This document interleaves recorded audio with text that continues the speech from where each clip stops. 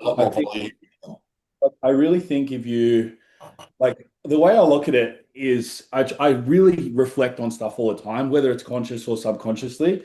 And like, if you think about leg training with like a squat or a leg press, let's say, like a real damaging movement, how often are you ever realistically going to failure? Yeah. You Mm. aren't because you Yeah. drop it on your face and there's no one there to catch you, right? So when you're doing chest and you're doing fucking back and arms and everything, you're like, I'll do some partials and I'll do all, you know what I mean? Like I'll fucking Yeah. bleed it dry. So you're like creating a lot of damage. And though that's the way that I really like to train. It's I feel like I have personally a high pain threshold.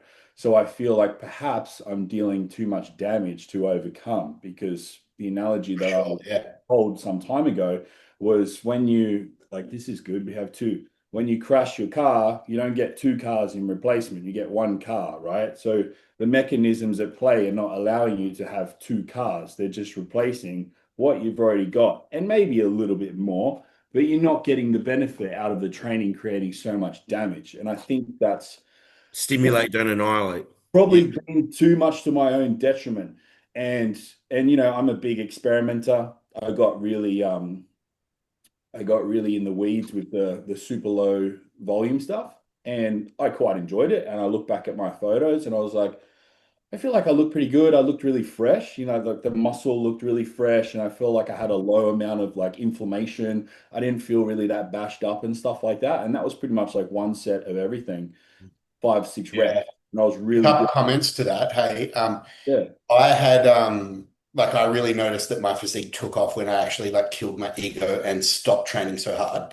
And yeah, I, like as much as we all pay out like the science-based lifters and everything, when I actually started using reps in reserve, my yep, physique really took off because I actually have the tendency to go in the gym and like destroy myself, like you're saying, like too far. yeah, And ballistic. I have to like have some kind of gauge to hold myself back. But I also feel like you said, like on a leg press, you don't actually go too far. Like on a chest press, you'll go until you can't move the Yep, dumbbells anymore. But I 100%. think that on a leg press, you've got 160 kilos aside, whereas with a chest press, you might have 50. I think that the systemic damage is going to have to be different. Like when you look at For what you do. sure. So I try to like separate every body part and not try to go like, oh, this works really well for my legs. I'll do that for my arms. Like Yeah, it's never going to yeah. be the same, like the same variables. If 100%. Like, at the end of the day, the physiology is all muscles are muscles after all. You know how everyone's like, oh, what reps should I do for calves and for abs and stuff? It's like, Yeah. well, try doing the same shit that you would do for everything else because it's still part of you and it's still tissue, right? So the physiology is the same. So then you can maybe titrate it up from there. And you might like 12, 20, whatever reps for triceps and buys because it feels mad and you look really good. And the only thing that I watch, I'm not like dogmatic on anyone, but I like to draw bits and pieces from what people say. And I remember that guy, Phil Viz, you've heard of, Yeah. he said, you can train a physique to improve in roundness and fullness. And that was probably the thing that I noticed the most with the lower volume stuff was I just didn't have like that pop that I usually used to have, like the roundness of the muscle belly and stuff I like agree with that. Hey. and the Yeah. tricep just fucking hanging off. Because like in a non-cunt way, that's what I was always kind of known for was to be quite round and stuff like that. And I was like, I feel like I'm losing that look that I used to have. Yeah, I'm growing and getting bigger, but it doesn't have that sort of that swollen look to it. And I whether or think it not, comes down to it's not that you've grown the muscle differently with a certain rep, yeah, but yeah. it's that you've pushed to the point where the muscle's so damaged that it can't actually be fresh and like fully like vibrant in its own health. It's like you've Yep. actually like destroyed something. And Yeah, so I've been playing around. Like I just love to play with stuff, and I do it for periods of time. And I think like the bit of the shoulder and the elbow has allowed me to sort of do that, at my own will. And that Andre guy, the guy from fucking Russia that everyone's freaking out about at the moment, terrible range of motion for buys and tries, and I fucked around with it and I really enjoyed it. It was great. You know what I mean? Just pumping everything up and getting really full and looking fucking round. And I really enjoyed that way of training. Again, whether or not that is growing any tissue or it's just a transient amount of swelling, I don't know. But I looked kind of cool and I was like, fuck yeah, why not? So again, will I continue to always endeavor to train with full ranges and more like Dorian and more with a high level of intensity? Yeah, I think so. But sprinkling stuff in just to say, hey, does it work or does it not? Or does it work for me? That I think that's always a good thing to try out rather than being too dogmatic and stuck in your ways.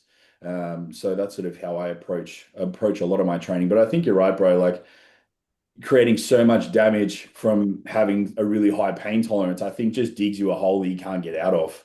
And I really began to refine what kind of hole I could dig and get out of. And I really enjoyed it. Like I was doing 3 upper sessions a week and 1 lower session a week and was consistently getting stronger. And because the frequency was high and the volume was low, I was doing like 1 set of everything and I found it quite enjoyable. And I was growing from that on minimal stuff and pretty low amounts of food and a lot of output. So it seemed to work for me. Whether that's my sprinting genetics coming through, I'm not too sure, but I think that may have a thing to play with it. So I still lean into the lower volume side of shit. I still think it works. I And think legs are always going to be different because they get less recovery because you're always on them.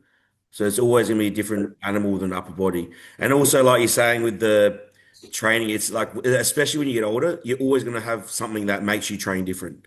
yeah, Like now I'm like, I'll get bad tendonitis. Like I'll get all of a sudden like low volume, I'll do real strong triceps, and all of a sudden my elbows start getting fucked. Then all of a sudden, okay, well now the next 4 weeks I'm doing higher rep pump work. So it's like, but then you're like, oh, that feels really good. And it's like, so you find things that you end up both doing phases of things because you're forced to. yeah, for sure. Like, I'm just dabbling at the moment in a bit of extra learning in like an undulating periodization over the course of 3 weeks. A really low weight, a really low rep week, and then a moderate rep week, and then a really high rep week. And, high reps 12 to 20 roughly. Yeah. And I want to give that a go for a bit. I want to see how that goes, touching on all the theoretical pathways of putting on size.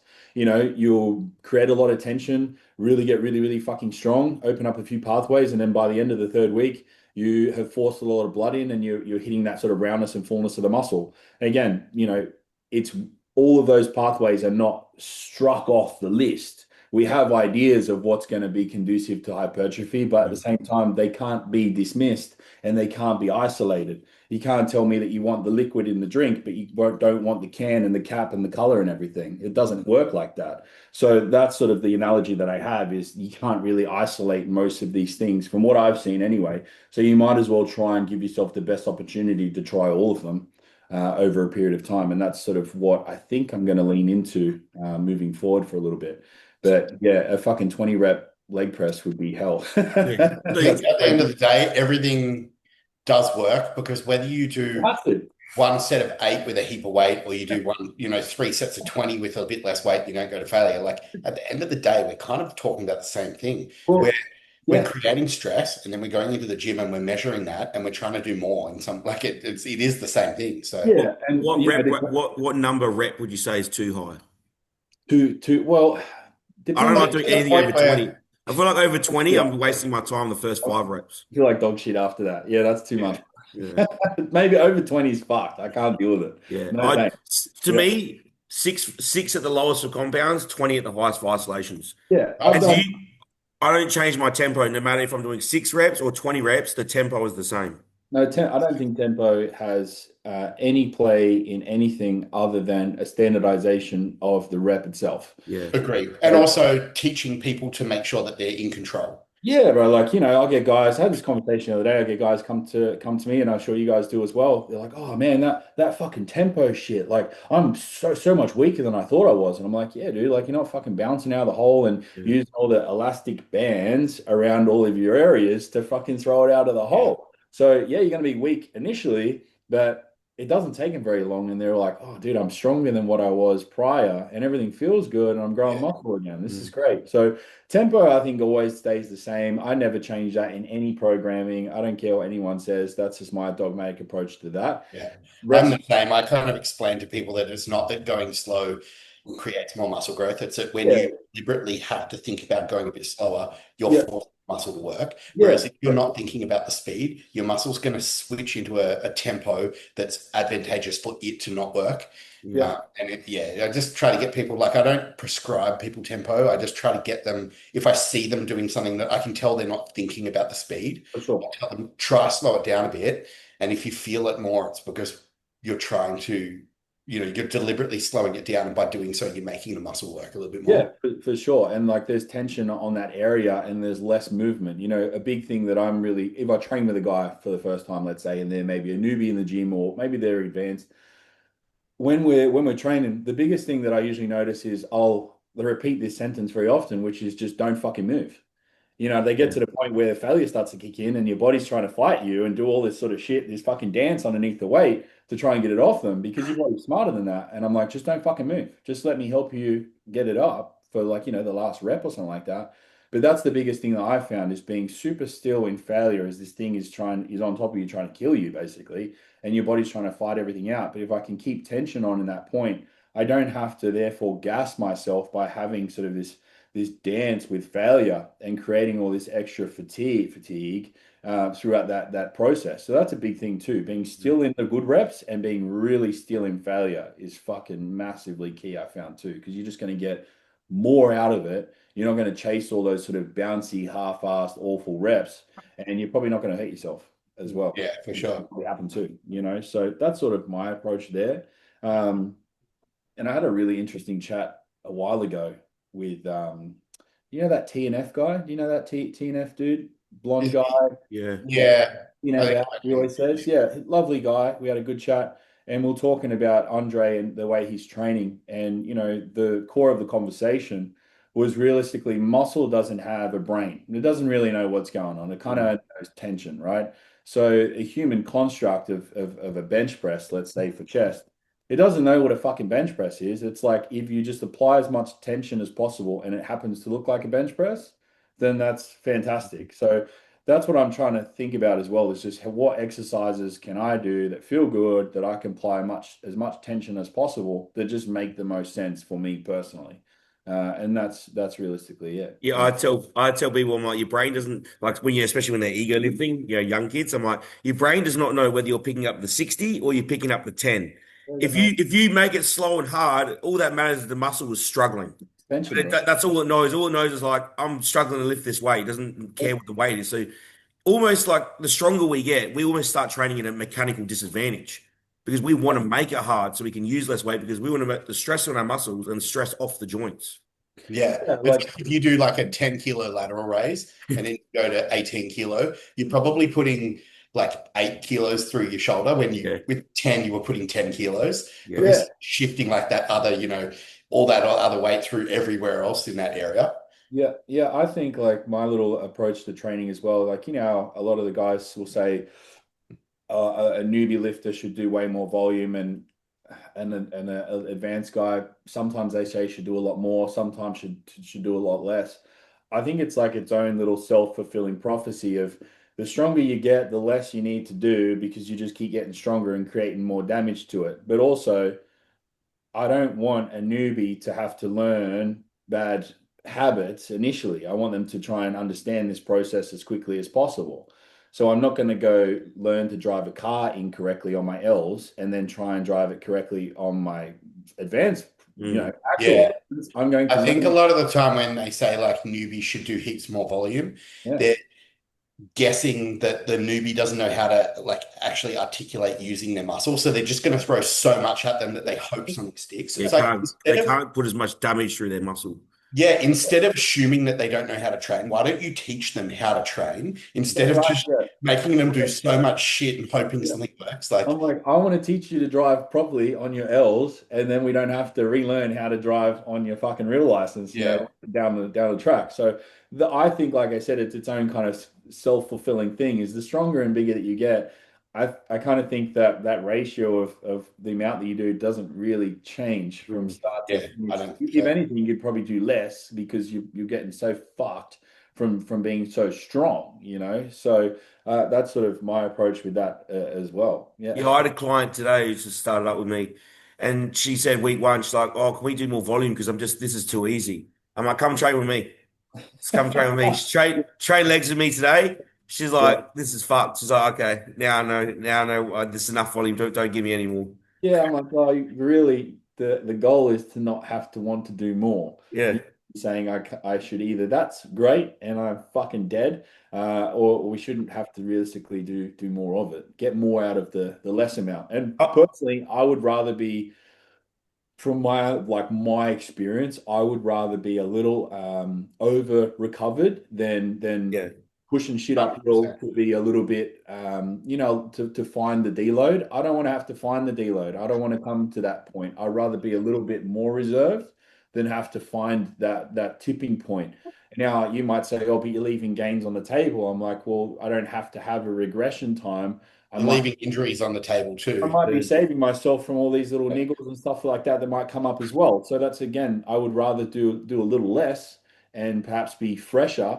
And again, maybe from my sprinting background, that was our approach as well, than having to perhaps find the wall and walk the teetering edge of the wall. You know what I mean?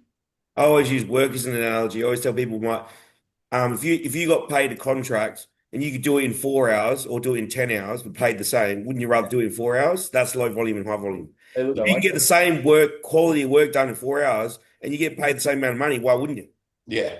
You Yeah, know I what I like mean? that. Yeah, that works. And it's often with people until you actually slash their volume in half, they're not able to push hard enough to see why low volume works. Mm, And so because they're doing so much shit in the gym, they have to pace themselves to get it done. So they think to themselves, well, if I was only doing half this, it wouldn't work. But when you do half, they're able to put more effort into what they're doing, and then they're actually able to realize how hard they can go.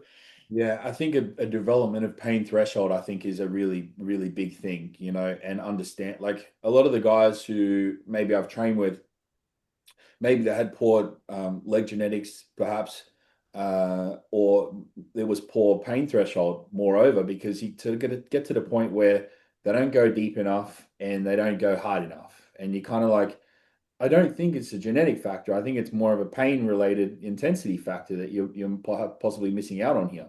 And I think that's the missing link for a lot of people. It's just the level of intensity that it actually takes. And maybe they've never seen it, so they don't fucking know mm. what Yeah. what that even looks like. And sometimes in my little community chat with all the guys and girls, I'll send like a random Dorian video just to fuck with everyone and be like, "That's how hard I want you to be doing your shit." And they're just like, Yeah, "Oh my God, I didn't think someone could do that to themselves." You know what I mean? So, Yeah.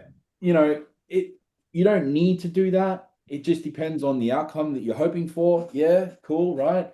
But if your goal is to get the most out of this short stint of training, you want to have really distinct bursts and sprints of exercise of the lift. They're mm. just little sprints put together, and you're doing them hard and fast, so you don't have to do as much of them. That's pretty much Yeah. it. Yeah. Exactly what you're saying. I've got this quote saved on my phone. Can you see that? What did it say? I've never found in my whole life that you could continue. Oh, it's gone blurry. Yeah, continue someone who doesn't want. Yeah, I got Yeah. you. Yeah, Someone that doesn't want to work hard to work hard. There's yeah, just some people just don't have it. Hey, like yeah. I've tried every trick in the book and they just won't do it. Yeah, and look, look, I can't be mad at someone for not finding the same passion in the same things as what we may do. Mm. Um, and that's totally on them. But I think that the argument or the question therefore comes back around, which is, don't be mad at the results you didn't get from the work that you didn't do. Yeah, And also the requirement of such, you know what I mean? So the requirement is to kind of bury yourself under a leg press. You want legs like Josh, that's how you get it. You know what I mean? And that's what it takes. But if that's not your goal, then that's totally fine. And I can't be mad at you with that. If you just want to have a great physique or if you just want to be fit and healthy, fantastic. But Yeah. again, it kind of gets to a point where anything that is worth attaining or wanted to be attained is usually difficult to get. The Uh, expectation and the work ethic have to be kind of on the same. yeah, Yeah. don't they have to be Yeah. kind of like fucking on the same level, dude. So yeah, there's I think running into, let's say, coaching, for example, most of my conversations are 90% mindset stuff. Yeah. mm. I'm the same. Hey. Like, man, I had a huge conversation with one of the boys the other day, and it was great. We just booked in a little FaceTime call, and he was at work, and we had a fantastic chat about why he was falling off the diet. And it went from, I don't know, to no self-worth. You know what I mean? And we just play Yeah. the why game. And I have this game that I play with everyone. And I say, hey, look, I play this as an adult. This is not me being a child going, why is that? Why is that? We just go, okay, why? And then you just have to answer very, very honestly. So typically someone would say, oh, I don't know why I can't adhere to my diet. I'm like, okay, why? You know, like what do you think that is? Like, why is that? And it just goes all the way down to some horrible traumatic childhood event, typically, right? Which is Yeah. fucking wild to think about it. But I think that's a big thing is a lot of this process that we do is mindset um, related to Yeah. get where we want to get to typically, and genetics on top of that. So yeah, that's what I found. Anyway, you guys are probably the same, just like qualified Yeah. psychologists in the back end. Yeah, you get the Yeah. people like you were saying before, like when I have my sessions where I'm like, I want to go fucking hard. You can't do that all the time because people like us, we train too hard, and then you put yourself in a recovery hole. Can't So do it's like it. you're going to get your clients. I mean, it's rare. The rarest clients are the ones you got to pull back, but most clients you got to pull forward. That's Yeah, one thing I learned the most with John Jewell was my preps were always hard until I went with John, and when he told me to start not using adrenaline to train and just use controlled muscle and like assertion, yeah. fat loss was so much easier because Yeah, I wasn't my CNS wasn't fried every session, you know. I think that's it. I still like even with our 4 set leg days, I still wake up with a leg day hangover. I don't Oh know. yeah. The next day, bro, I'm just like, fuck this. Like But you everything. know, when you walk out the gym, I used to be like so drained up here in the head, but now my legs are fucked. I might wake up with sore legs, but I'm still clear in the head because Yeah, I'm like using my mental aggression to be When you've got one like, get set into of it, leg top press, set. when you sorry. do one set of leg press, Yeah. it's so easy to just like put yourself in that leg press. Leg If press. you had to do 4 sets, even if you're not like thinking about it, you're going to psychologically be holding yourself back on Mm. the first set, probably on the second set, and then on the third and fourth set, you're going to be fucked. So you're not going to be doing as much. Like it's just I, yeah, look, I think you could get really fucking crazy and hope to want to go balls to the wall through all 4 sets. First one might be really cool. Second one, you might get 3/4 or half the amount of reps, and then the third and the fourth, you could try to do it, but you're going to have like a terrible performance, and you're probably going to end shitting the bed. You know what I mean? So for me, with a hard set like that, half the time, bro, I'm on there like shaking and almost in tears, and my mate's like, what fucking traumatic event did you just pull from in 2 seconds? yeah. And I'm like, I don't know, dude. Like, don't touch me, don't talk to me, just let me go. You know what I mean? And then it's over and it's over, and you pull out of it. So, I've had a wonderful life, but sometimes I wonder where I can pull it from. And you guys are probably the same. So it's just one of those things. You just either kind of love that challenge, and I think that was one big thing I was missing with not training legs for so long was putting myself in. I enjoy that high level of pain and that sort of emotive It's effort. just different. You can't find that with Yeah. other Like I humans. can't get that mood from a chest press. I can't get that from stacking everything. It just doesn't come. But the leg stuff, a hack squat or whatever, you'll find it. Yeah, you'll get it. Maybe that's why our lives are good though, because we like working hard. Yeah, well, exactly We've right. just I got that think mentality. it's gonna get. We didn't need some kind of deep traumatic experience. Whereas because we're ingrained hard workers, the life works out for us because we work hard. I think hard work is it will like to go full circle with the training conversation. 20 physiques on the Olympia stage, say 20 is a random number, 20 different ways of training. They don't Yeah, all train the same. I can tell you right now because I watch all their YouTube videos. They don't yeah. know the same shit. So, the underlying principle is the genetics are there, the drug use is there. Yes, of course, they're all doing very much similar things, but the hard work and the effort has to apply. And it seems to just be the very simple formula of creating the physique that or the outcome that is going to be there. So, Mhm. some will be bigger and some won't be, and some will look different. But the underlying principles, I think, are very, very simple. Yeah, and I think there's a lot of money made on confusing Well, look everything. at Sean Corrida. Like, his training was sort of not really watched. And then he goes to John Jewett and John redoes his training. All of a sudden, he looks fresher and bigger. 100%. Yeah. Like I said before, bro, like going down that endeavor of playing around with the lower volume stuff and then seeing what that translated into the physique. I look back at the photos now and I'm like, oh, cool, man. I felt like I looked fresher and had a different look to it. less inflamed perhaps and less round perhaps, but it was a nicer, more fresh look. And I woke up with a good attitude every day. I didn't feel fucked up all the time. And also like things like even probably more noticeable things for me, hunger cues and stuff like that, and cravings and searching for dopamine was a lot lower as well. Because So you're fresher. I think I was chasing so many feelings to bring me up, perhaps, throughout that course of time. So, it's definitely worth, playing around with the training and finding out definitely what works for you. And if you find that groove, then fucking stick with it for sure. Yeah, I think that training philosophy relates to fat loss as well. Like, you can only push so hard before your body's not going to lose it as well. Yeah, You got yeah. to find your right rate of loss and stuff for that as well. Because there's heaps of people that they cut calories, they crash diet, and it's like they just stall because their body's just fucked.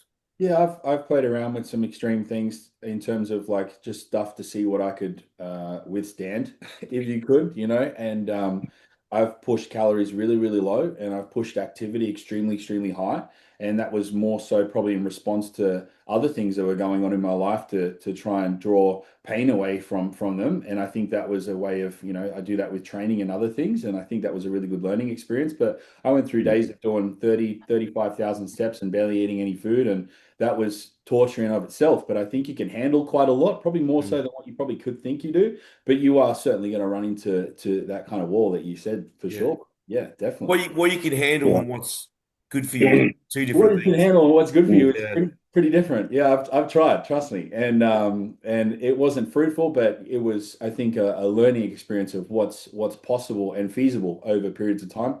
But also, I think it's a really good understanding of if you if you are prescribing hard things or expect others to do hard or difficult things, you should hope to want to be able to do it yourself Mm.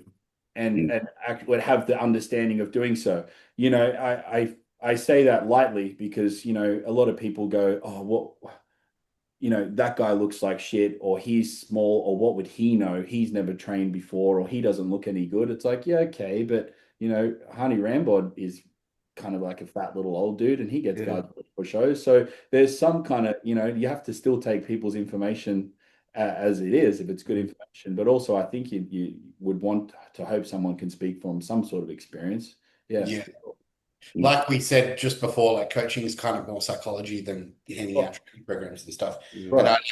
I think if someone's being a coach and they know how to train, they know how to, give someone a diet, if they're fat themselves or they're out of shape or they can't do hard things, those conversations around psychology are going to look very different because it's not coming from it's a script. Like they're giving someone a script. They're not giving someone this is what will work because I've done it myself. Yeah, yeah. Like I said, we had the same guy I had a conversation with a few days ago. It was a two-parted question, and probably be really interesting for you guys to answer as well. One was he was talking about kids and do you want kids and stuff like that, and what's your opinion of fertility through bodybuilding and things like that. And I kind of turned it more into a mortality question. The older that you get, the more you sort of start to think about your own mortality and your own endeavor within this space that we're in. And the other side of it was identity based. Josh, what would you be if you lost all of this? And I'm like, bro, I've lost it many times and I'm still here and it's all good. And he's like, what do you mean? And I said, well, I fucked my shoulder when I was like 23. I didn't train for a year. And then I had another experience when I hurt a shoulder or some issue in here as well. And I was off for a year too. I said, dude, I've lost the 20, 25, 30 kilos of muscle or whatever it is. And I've done that twice. And I was still myself and I still found happiness and enjoyment in other endeavors. And I knew the process of acquiring it, I can go and get it back if I so please after. So, those sorts of mindset questions, I think, are massive. And you speaking from experience really, really helps people. So, I point that question back to you guys is what do you identify yourself as beyond the external of the muscle? Like, what would happen if you lost it all tomorrow? Where would you be? My missus would say I'd just be a cunt. Fine, no muscle. I'm a cunt with muscle. I think I would definitely need to pivot straight away into something else I can direct my energy into. I actually can honestly say I would probably be depressed Mm. if I didn't have something that was outside of work, something that was for me to do that I'm choosing. Everyone has to work, everyone has to pay their bills. I as a person I can't hack that life. I would be depressed. Yeah, Yeah, 100%. I I'm need, like, my comment would be the same as like camps, but I feel like my identity is not like all in one. It's almost like my identity is made up of a few different identities. Like I'm a father, I'm mm, a business owner, I'm a bodybuilder. And so the identity of like a bodybuilder, that would be smashed and I'd be depressed and I'd be like, it would be really, really hard. But like Cam said, I would lean into those other identities and they would probably flourish more. Sure. And I would have to put like more effort into that. So it's not that it wouldn't be hard and I'd be really depressed, but I don't lump all my identities as one identity. And it's kind of like that one identity of that bodybuilder would destroy me from that side of things. But it would just mean that you have to mm, just lean into those other identities. And I think that is like a really valuable thing for people that are coming up and trying to be bodybuilders and trying to be competitive is have a life. Like, I don't mean you have to go out there and have kids and things, but like have a career, have a life, have friends outside of bodybuilding, and like have things that if that does all go tomorrow, you've got some kind of like something there. It's Yeah, like when we all go to oh, retire, fuck, right? We're all going to have to deal with the retirement. Yeah. that's such a tough conversation because, like, in my mind right now, I'm like, yeah, but the more I've stuck to bodybuilding, the less balance I've had, Yeah. the better I've become as a bodybuilder. yeah, Yeah. So like it's that's a hard conversation. You know, it's not the same answer for everyone. no, I No, think being, I'll but deal like with you, things when I finish doing them. But right now, bodybuilding's 100%. It's like I used to be known for basketball. I was a basketball player. That was my life. 100% did it. And then once that finished, I'm like, I'm not going to go pro. And I realized I had to change. Then I went into bodybuilding. So I know I'm always going to find something that I'm going to be 100% at, but I'm never going to have balance in Mm, life because once I choose something, I have to be extreme at it. yeah, I'm I mm, really like one track minded, but I'm also aware that I've probably got like 5 good years in me. Yeah. mm. I'm gonna have to pivot. And yeah, I'm like, if I can like mentally frame myself now to be able to do it, it's gonna be a lot easier when I'm forced to. Well, you yeah, still got Yeah, coaching. You still got coaching. multifaceted, Yeah. like yeah. Like even with coaching, like that's I suppose like I love doing coaching, but that's still a job. Yeah. Yeah. Like it's not something that like it gives me fulfillment, like helping other people, but I need an endeavor that like That's for something you. that I'm choosing to do. Like, mm, let's say you didn't have to coach, you had all the money in the world. Like you say, you didn't have to work, you don't have to coach. I would still need something to put like to try to achieve personally. Yeah. That's outside of like a monetary thing. yeah, I think being multifaceted is like you said, Cam, is going to be absolutely key, or being able to pivot is definitely some as you know probably a skill if anything to be able Mm. to identify to be able to pivot and also you know Dave having the other aspects of identity within you I think is massive at the same token but I think you know, I think we've all got sorry, I think we've all got kamikaze. I've got those Celsius one.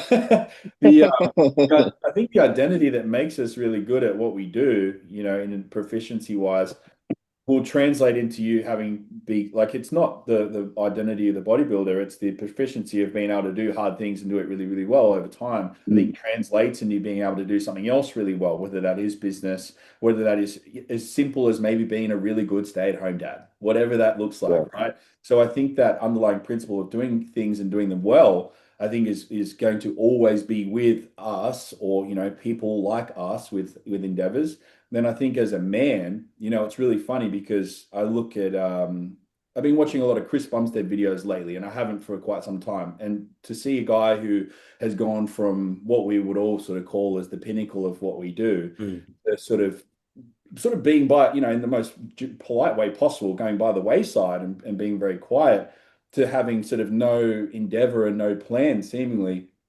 It's funny because I was like, I think a man just needs a focus, you know what I mean? Whatever that looks like, and a focus that gives you a lot of joy and a lot of pride. And he only spoke about it the other day on a video, and it was like, oh, I feel like I had lost lost my way and lost my thing. And as a man, we need to do things that are challenging and hard, and we can put our effort into, because that's kind of what we're bred to do. You know, that's not bodybuilding, then it's going to be business or relationships, or it's going to be some kind of raising kids. Yeah, whatever it might be, right? So for me, I've already kind of accepted that, you know, I was an athlete back in the day, and that was good. And I kind of get pissed off waking up really sore and awful all the time. And I'm like, man, it'd be nice to just get back to running and feeling fit and bouncing around all the time. That'd be great. So I'd probably go into some kind of level of athletics, not athletics itself, but some kind of fitness-based endeavor that was challenging, and still work in the strength stuff. I'd love to be able to do lots of chin-ups and push-ups and all that kind of cool shit. So I think just the slight pivot is all it takes. You know, I don't think the identity is there. I think the creation of the identity is people who put in lots of effort over periods of time. And I think that's one thing we could probably all resonate on, which is yeah.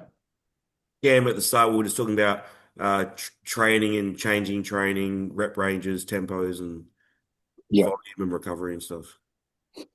Yeah. So tell us about your coaching, Josh. What's you know, you're full-time doing online coaching, or? Yeah, been quite full-time for quite some time now, and I really enjoy it. It's quite fulfilling, you know what I mean? I think we all probably find that we get the same level of fulfillment out of it. You know, my approach is to try and keep things like, I do the hard stuff so you guys don't have to, is kind of the approach, right? I do all the research, I do all the study, I've done all the asking, all the mentors, all of this, all of that, to try and ascertain, you know, the best and most effective ways to go to from point A to point B, as we kind of spoke about with training, and translating that into an approach that you guys can adhere to. You know, I have my spreadsheets and I have all my hard shit, and then I've got all my easy stuff over here. So, you know, there's that's how I try and boil everything down to with everyone. I'm not interested in training Mr. Olympias. I'm more interested in creating a community of people that want to be them best selves. And that probably sounds a little cliche, because everyone sort of says much of a likeness, but that's probably the best way to word it. And many people, I think, can resonate with that. And the way that I put things together, like all of yourselves, get fantastic results. There's many ways to skin a cat, and we probably all do them very, very differently. And I think that there's many ways to do that. And I really enjoy the way that I do that. And I think everyone's got to a point where they really enjoy the way that I do that as well. So, you know, we've got a fantastic team here. I do have 3 employees, me, myself, and I, which is cool. So there's no AI and bullshit, which is great. And I run a tight ship. So I really enjoy it. And I love to learn. I love to piece things together from other coaches and approaches. Like I said, I'm not dogmatic with anything, and I will try different things, but I have boiled everything down to what I believe is a very efficient coaching process. And I'm very very conscious of the client or the team. I like team member. I don't really like the word client so much. I like the word team member. I feel like it's a little bit more inclusive. But, you know, from start to finish, bro, I have a really good system. I'm that kind of person where, if you have to ask a question, I haven't really done my job. Realistically, I'm a real process kind of guy. So if there's a question that comes up more than once, I've built a massive process out for it. I've answered it all. It's done. You know what I mean? So I get a lot out of that too, out of process driven stuff, not just sort of winging everything. And it's been great, dude. It's been really good. I think, like, a conversation that I'd probably like to bring up here that I'm seeing a little often at the minute is what has kind of happened to online coaching, in the way of people getting business coaches rather than investing into getting better at coaching themselves. Talk about that regularly. Yeah. That's a conversation whether, you know, would we be saying that same thing if we were making $1 million a month? Maybe not. Maybe yes. I don't know. But that's sort of something that I think has sort of come into an industry. Maybe welcome, maybe not. Maybe we can pick tools from it. Maybe we don't. But I feel like it's a very interesting landscape at the moment of people being business driven rather than more results driven. And I think that has somewhat of a time frame on it. I feel like that's going to come to. I don't think many of these guys will be in business in 5 years. Put it that way. Maybe they will, maybe they won't. I know guys that make huge money and great for them, but some are really, really great people that also take advantage of the business processes too, and hats off to them. They're friends of mine. And I know some people that wouldn't even know how to do anything. when it comes to getting in shape, and they make big money and they invest in business coaches. And I'm not sure if that's a sustainable approach or not. I'm yet to figure that out. But I think the market will dictate that, and that will be the biggest consequence. Yeah. Yeah, it doesn't really sit well with me, the whole business coach thing. Yeah. Or like trying like putting out your content to try and like get clients, I guess. Yeah, Because like it doesn't you it doesn't really sit well. Yeah, like for example, like you being very proficient at what you do, I don't think there's anything wrong with, let's say, you learning how to acquire John from Instagram and have a better way for him to approach you and be on board. I don't Yeah, see stuff wrong with could that. I be better at it? For sure. For sure, 100%. put the Calendly link in and get the type form and do the thing. Great, make processes around that sort of stuff. But I think like everyone's like, oh, check out my fucking Nui, bro. Like how much money I'm making. It's like, dude, don't post that. Yeah. I've talked to Kevin about that. Hey, we've Yeah. sent each other like pictures of these people like putting their Nui like payroll up. I'm like, why would you put that up? Like, You want to be a good coach and you want to spend the money on marketing because you want to get people more results. That's a different way of doing it. Like you become a good coach, you learn as much as you can, then you only employ business to get more outreach to help more people. Whereas these people know nothing and then it's like, how can I make more money? That's what they care about. They don't care about getting clients to help them get their goals. They just care about getting their money. You can see who they are because they all post the same shit. Because they've all got the same business coach. Okay. The only other question that I am still mulling over is more or less what content does one should post out to get clients without seeming like a salesy person. Does that make sense? Like That's the hard thing. Like, what do they want to see, and what feels genuine to be shown? I don't like so much stuff could be faked, could be AI, could be this. What is the true blue coach approach to showing results for Sally or John? Like what does that look like? I'm yet to kind of really truly figure that out. I reckon the best thing is just relatability. Like if you're like just more content of like, are you short on time? Are you like trying to relate to their lives? Like are you sick of like always stressing about what to eat or meals? Like make this process simple. Like take the stress off it. Let someone else control it. Yeah, in the last couple of months, I've been like putting a lot of content on social media, and I've never done any kind of like CTA or any kind of like sign up for coaching now kind of thing. I've just made lists when I do a content shoot once every 3 or 4 weeks. Over the 3 or 4 weeks, I'll make a list of any issues that come up with current clients that I've helped them with. So it's actual problems that my actual clients have. And I will speak on that issue and just give out information, give out advice through a 20-second reel where because I've already helped somebody with this issue, there's got to be other people with the same, like wondering the same thing. And if they see enough value in what I'm putting out, they might sign up for coaching. But it's not that I'm being like, hey, like you have to sign up with me. I'm just putting info out there. And if I put enough of it out there, then eventually people will see me as somebody that's helped them enough where when they're thinking about signing up with someone, my name will be the person they think of. Yeah, I think that's a really good approach. And I think that to kind of weed yourself out, or even if you did it like this, right?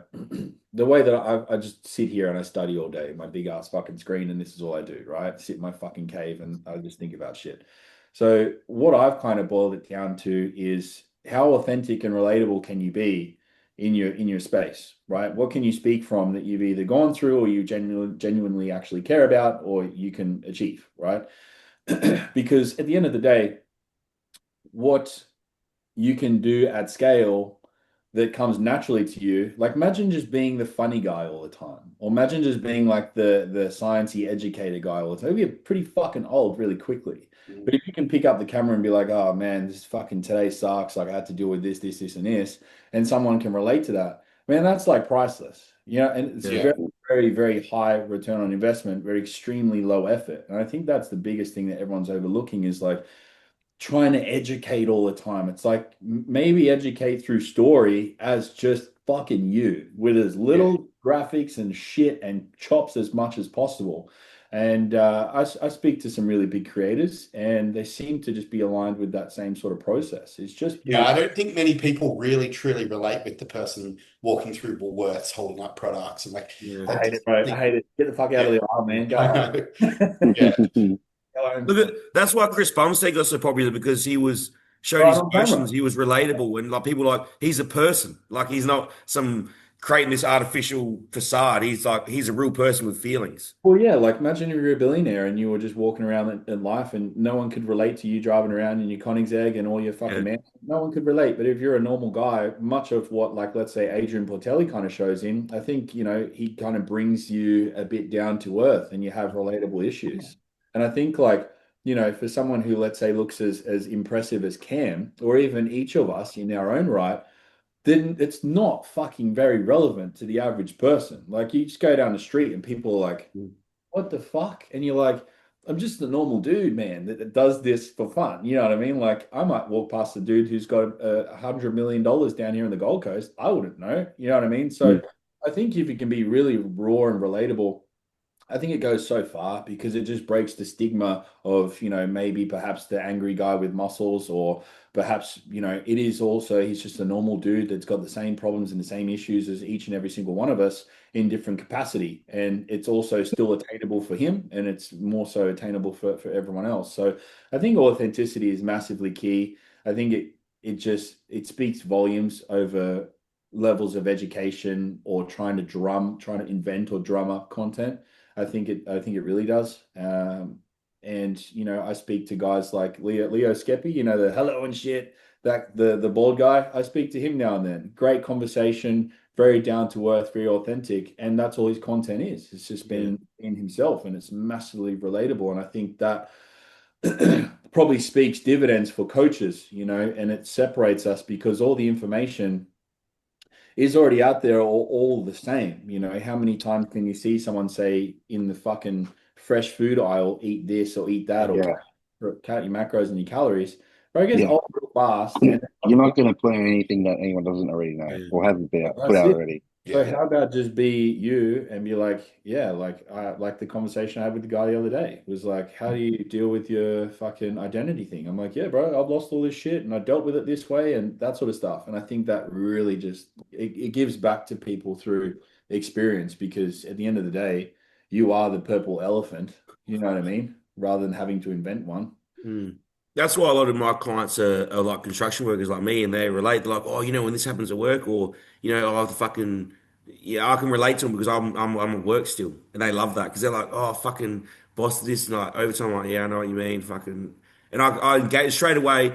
How I talk back to them, they like that response, and they're like, yep, kill it. Like it just makes them so happy because they know that they're going through the same. We're all going through the same shit. Yeah, for sure, for sure. I think that maybe everyone's so far removed these days that you're going through the AI bubble and people are just craving human interaction.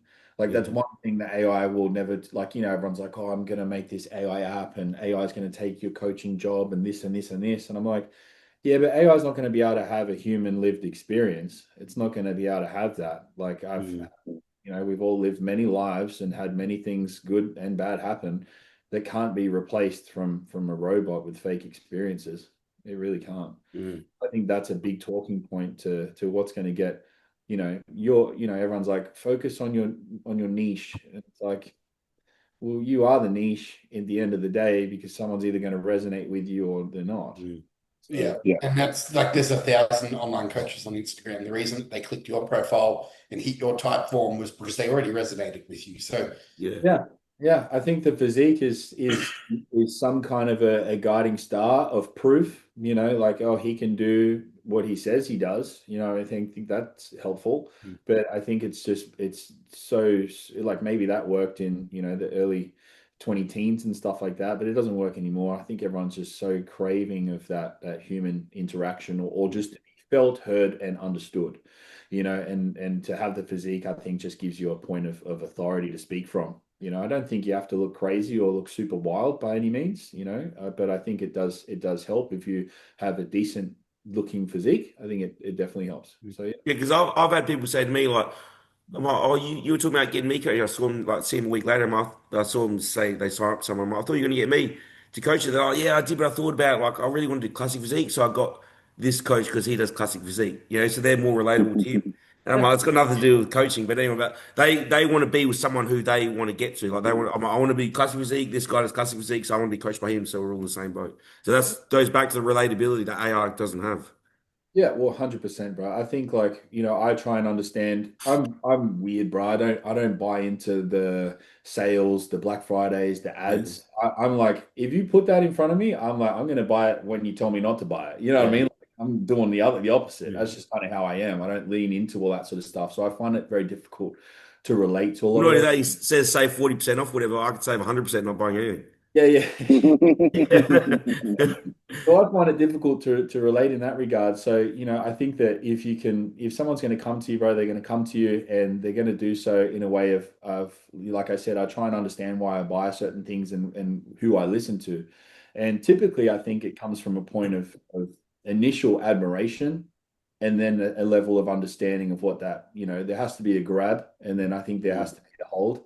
And for us, it might be the grab is the physique, and the hold is the man behind the physique and the Yeah. lifestyle you go through. So that's sort of my opinion of the business landscape that coaching has become. And don't get me wrong, I think we've probably all learned really interesting things from the business proficiency coming through, but it has being bastardized to a degree, and I think it has harmed it to a sense because everyone's it kind of feels ill when you say, "Oh, Yeah, I'm an online coach," and you're just like, "Fuck." yeah. One of them though. Don't worry, But I'm not the same Yeah, result, but I kind of feel bad. I feel bad like saying that too. Like I I'm the don't like it. same, yeah. I want to have like a Yeah. really cool, like how you're you might be at the back flipping burgers. You might be like like a burger technician. You know, yeah. Well, Subway, sandwich artist. sandwich art. I might be like a Yeah. physique technician, bro. Physique artist. Something Yeah. different. That might be fun. Physique mechanic. But I'm Yeah. like, so what are you doing at the moment, Josh? Like What am with I doing? your own personal bodybuilding? So my personal journey at the moment, I think like funny we say, I want to focus a little bit more on work currently and fixing this little fucking shoulder thing out as we spoke about before, boys. But I think that I'd like to have another crack at a really non-stressed, very like again, when's the perfect time to do anything? Mm. But I'd like to have a really non-stressed, really good, happy run at doing another show, possibly late next year. Mm. And Yeah. again, we're all getting older, and now that mindset of mortality creeps in. I think it does, but I think I'd love to give it another go. I really enjoy. I don't know about you guys, but I get off really enjoying watching classic physique. I really enjoy watching that. I think I probably enjoy watching that more than the opens, to be honest. Currently, I used to love the opens back in the day, but I think classic has become a little bit more of an exciting watch. I think there's a little bit more offered in that. Again, my personal opinion, that's not a neg on anyone. There's still some awesome people I love looking forward to in opens, but I think a classic show playing to what I believe is probably my strengths. I know I'm not the biggest guy, I'm not the heaviest guy. I have uniqueness about my physique in certain aspects, but I think leaning towards maybe more the classic route, I think would be fun. And for no fault of my own, having a much better, less stressful run at a show and doing it in that kind of way rather than hustling and pushing too hard and flattening out too much and not doing all the things that I should have been doing. So I think I owe that Yeah. to myself in my own route. I think I still do, and that's probably why I still endeavor to do this. I think I still owe that promise to myself to do it how would I say properly in a better structured way. Yeah, for sure. Yeah, The most cool. efficient way. Honestly, yes, bro. I seem to be a person that suffers massively with overthinking, which I think we all do, and I think it digs a hole. And that's kind What do they call it? Para, analysis by Paralysis, paralysis. paralysis. paralysis by analysis. Yeah, Analysis. so I get into that group, but I think I like I said, I really owe it to myself to give it the best run possible and actually properly be in fucking condition. That would be good, and also have no health effects as well. Yeah. Like I did that one time with fucking shingles on Yeah. stage. This is great. That was the best one ever. So to do it, in a really stress-free, as stress-free as possible, and with a really good run through, I think would be well enjoyable, Cam. Yeah, I think I owe Yeah, that. cool. So What's the weight cap at? 98 something, 98 something. How much hair gel do you think you can fit in your hair? Yeah, just get a whole get the old Mike Summerfield jab going. Yeah, Yeah. sweet, mate. Are you still with Matt? Yeah, of course, bro. Yeah, of course. Yeah. Like I run with Matt when we knuckle down. I do everything myself, all of it, all myself. I start I feel like I know enough within reason to be able to just guard myself in the most stress-free, Yeah. manageable way possible. So obviously I lean into Matt and his ability to try and coach me as a difficult person. I feel like I'm pretty difficult, and I need to not be difficult for him to get the result that I know that we can produce.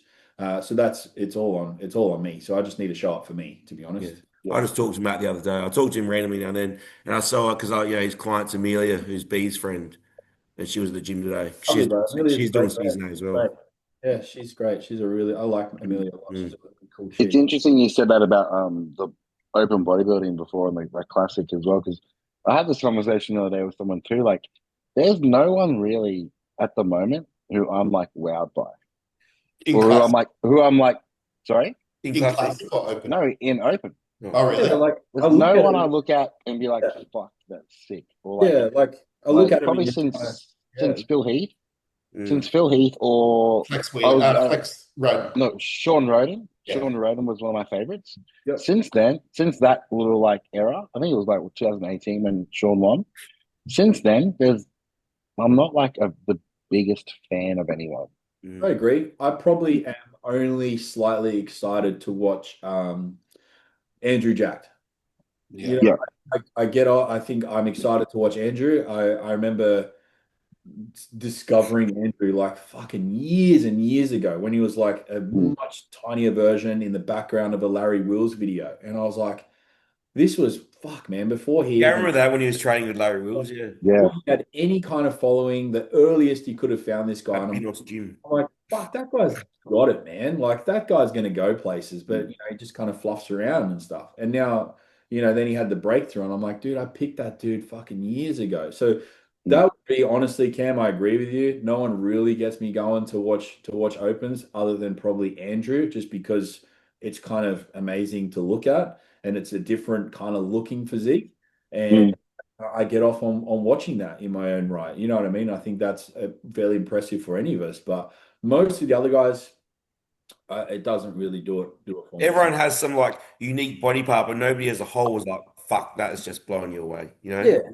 Like Nick Walker's got his arms or whatever, and someone's got a back, someone's got stupid legs, but then nobody's got it all put together right now. I don't think so. Well, that's why again, there's nobody dominating, right? yeah, Yeah, exactly. easy for us to say, but I think Yeah. that like, what would you fucking guys know? Yeah, bro. But like again, as spectators of the sport, of something that's subjective in nature, I think like like I said, I get a lot more enjoyment of watching classic. I just think it's kind of cool and it gets me excited. It's close. Everyone looks pretty fucking gnarly, and The it's conditioning in classic is gnarly. right. Yeah. And it's on the tipping point of something that is also I think aligns with probably a lot of us as we get older and tell the young guys is it's probably a little bit more healthy, it's a little bit more attainable, it's probably Less a little bit mass. more, you know what I mean? Like there's a lot of boxes that it ticks. They normally have more personality as well, the classic guys. Yeah, I definitely love that it becomes more of like a condition competition Yeah. rather than just like because bodybuilding is like, there's that pressure to be so big. I feel like the condition gets like, they tread the line of how conditioned can I be while still being, If you don't turn up in shape in classic, you don't get much. game over. Yeah. For sure. Yeah, game over. It's funny, when you have people in your life that are into certain things, you get into it more as well. Like, I never liked women's physique till she did it. Yeah. And now all of a sudden I'm like, oh, I'm more interested in it now. Yeah, I've been, whether we would say lucky or not, to date a few bikini girls, and again, probably not very lucky. At least you look bigger standing next to them. But I have now enjoyed watching bikini contests. Like I open my eyes for other categories, and I enjoy watching it in the fact of I just look at them like they're like anything, like they're an athlete or they're a Yeah. horse. You know what I mean? Like that's really impressive. I'm looking for the cool things that make them different or unique, and I enjoy watching it as well. So I think you do gain different appreciations for different aspects or levels of the sport through time, exposure to other people, or even your own personal, back when I was doing it and you guys too, at 18, 19, 20 years old, you're like, bro, I have to, the next 10 years to look like Kevin Levrone, or that's it. There's Yeah. no point. There's no board shorts. There's no classic. It's like either I put on 40 kilos of muscle and that's it, or it's not happening for me. So, yeah. Well, that's like talking before about money grabs and coaching and business things. Like the IFBB just did their own money grab by making fit model. That's another class that I don't think many people have that much respect for. Well, I think classic too. Like that's partly the reason why there isn't so many like wow physiques in the open because all like the beautiful looking Popularity. physiques are staying in classic. Mm. Yeah. Yeah. I think my personal opinion is like again, my personal opinion, I think classic is a genetics man's game. I think anyway. I think Yeah, it's like definitely. you either have Bone structure, weight. you have the flow for that or you don't. I think so. Yeah, but like imagine so Ramon's been in the top 3 or 4 in classic for like what 5, 6 years. Yeah. Imagine if there was no classic and he was just like, fuck it, if I want to do this, I've got to put on another 30 kilos. Like he probably would have that 30 kilos by now, and we might see the best open bodybuilder ever. Yeah. But we don't because he's in classic. So like I feel like Ramon's one of those guys that could be Kevin Levrone, but Yeah. we might never see that. So Yeah. It's definitely a genetic game because I don't know how some people look so thick at their classic cap. Whereas if I was in my classic cap, I'd look like a stick. yeah. That's when you have to wear the implants, bro. Yeah. Mine's like, as an amateur, it's like 84 kilos. It's pretty Really? crazy. Yeah. Yeah. I'm not getting down to 84 kilos. Cut a leg No off. fucking way. It's like 88.6 or something as a pro. Yeah, I think mine's like 93. I would never get to that. And if I did, 93. shit. Yeah, fuck. I think I messaged my Tom Stanley the other day when he posted his update. I said, "How the fuck do you look that thick at custom weight?" He's like, "I'm a little bit over now." I said, "Yeah, but like me, stage lean is like 15 kilos over my cap. Yeah. So I'm not losing 15 kilos of muscle." I think it comes down to a lot of bone structure as Yeah, well. You know, people just have like fucking thick wrists and like thick ankles and like just how big you are as a person. yeah. Sure. Yeah, well, like look at Maoris and stuff. They're solid as fuck. Mm. I don't think you ever see a Maori in classic physique. Because they're big, solid guys, so they're open builders. So it's like, like your genetics, it definitely plays into classic heaps. Mm. Yeah, good pick there, Cam. Like one of my training buddies, like, we used to call ourselves Arnold and Franco because I had a little Maltese mate that I'd trained with for years, and he was my best friend. And he was strong as fuck. Like I was 30, 40 kilos heavier than Marky, but he could just lift the house down. But again, me being what, he's 5'6", 5'5", and I'm 6 foot, his wrists and knees are all thicker than mine. You know what I mean? Yeah, yeah. Circumference wise, everything was thicker and round and all that sort of stuff. So it was like, bro was built to lift like heavy shit. And but the weight, that he would carry from that would be exponentially different. So I think, like you said, bro, it's a bone structure, it's a measurement girth game for Mm. sure. I think it plays Also, like insertion points and for how sure. round your muscles are from those insertions, heaps of Yeah. things. Yeah, big time, big time. So I think it is a definite genetic man's game, probably in its own right, for sure. But it's definitely interesting. Like I said, Open is still a genetic game because, I mean, how many people are going to actually get that big? yeah, exactly. But Yeah. Cam, what are you saying? I stood next to Terrence before, He's and like you see him in the gym, and this dude's like he's tiny. He looks like he doesn't lift with clothes. He takes his shirt off, and you're like, "What the fuck just happened?" Mm. Like it's just like where did this come from? You're like, it's fucking crazy. Wow. Just what it looks really like 3D and thick and stuff Yeah, like that. yeah. But if he has a shirt on, he looks like a little normally, kid. it's just like normal. Yeah, I've seen the photos and I've talked to some people like, bro, I would have walked past that guy. Yeah. You couldn't tell. I remember when he walked into Iron Religion, I said to Beans, I'm like, is that Terrence Ruffin? Like that looks like some little black kid. And yeah, Mm. then he walks in, starts training, puts his singlet off. Oh, now he looks fucking huge. And, How many times have you been at a weigh-in for a show and there's like a dude in a stringer all tanned up and you think, fuck, this dude's gonna take the overall. And then like the next day he's like fucking seventh in his fucking category. Yeah, nowhere. Yeah, It means shit. Posing's huge on stage. Like people can look Yeah. 10 times bigger than what they are as well. How you present yourself is huge. Like you were saying with I, the genetics as well, even men's physiques genetics, like they're wide clavicle guys with tiny waist. It's all and you get people when you start coaching, like, I want to do men's physique, like, bro, your body is not whatever whatever they want to do. Something like, oh, how many diehard classic people are there? And you're like, man, you're never gonna get there. Like they're like the biggest leg heavy guys you've ever seen, and you're like, you are not doing classic. mm. You just got to knock them down because they're not just going to make cap. If you put too much weight in areas, you're just not going to look aesthetic. Do you guys like the more X frame classic or more like a Y frame? Like, what I mean, like the undersized. I like a little bit more top heavy Okay. Yep. because otherwise, to me, they're just Mm. small bodybuilders. If you're X frame, full X frame. Smaller body. Yeah, I don't know. I feel like it's like I like the Niall Darwin look, like Yeah, that's the first person from my mind. Yeah, Yeah. like big legs, but they're not so big that they take away, like they throw the balance off from the Yeah, the X frame. Okay. yeah, Cool. good shape and sweet, but not like just like I said, a little bit top heavy, a little bit. Yeah. Not too overbearing. Mm. Yeah. I think it's yeah. definitely. I'm not a fan of Mike's physique. That's a bit too balanced to me. Mike Summerfield.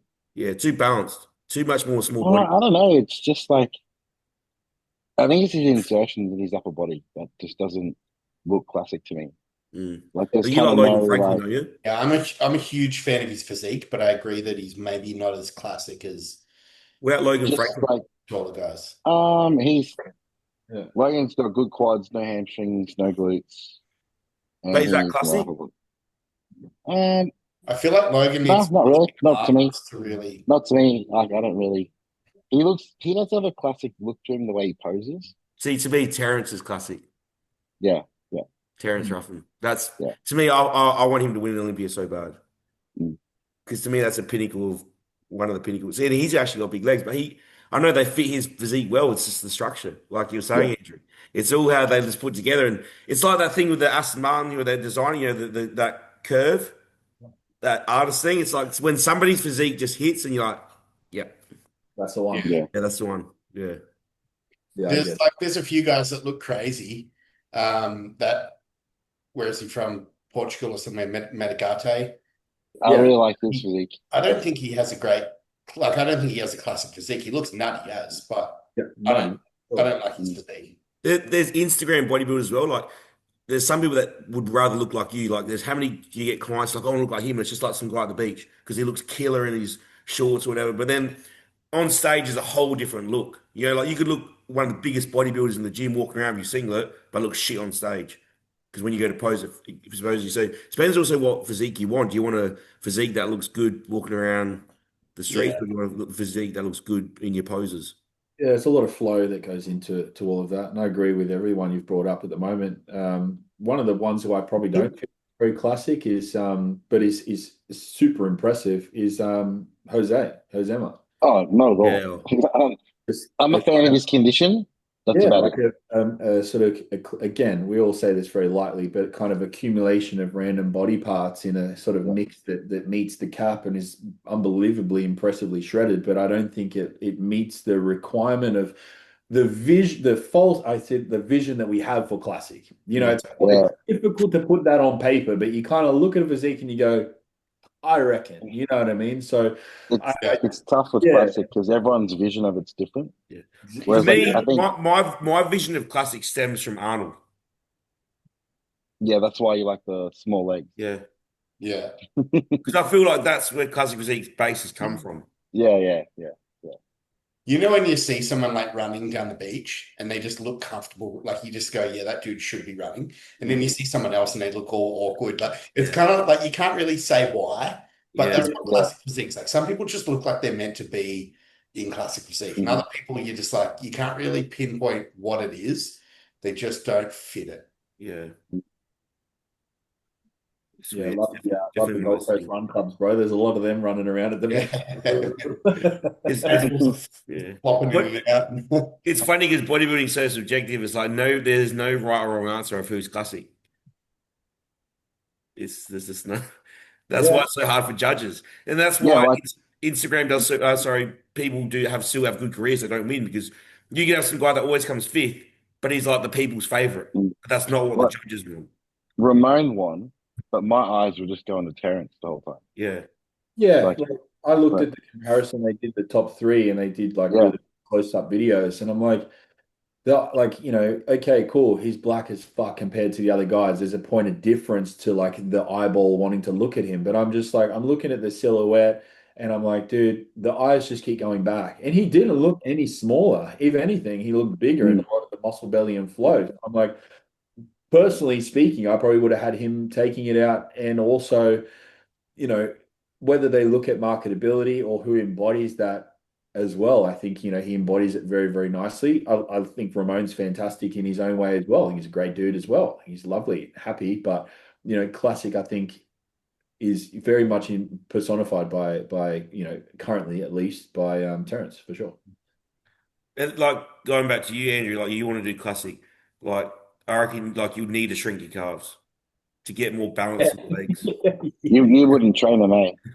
Yeah, I only do them like because my mate wants to do them on that leg day that we do. Yeah, we do Yeah, like yeah. one set, and they just never go down or they never Mm. get smaller. Like I said, I'll have some. yeah, you want Yeah.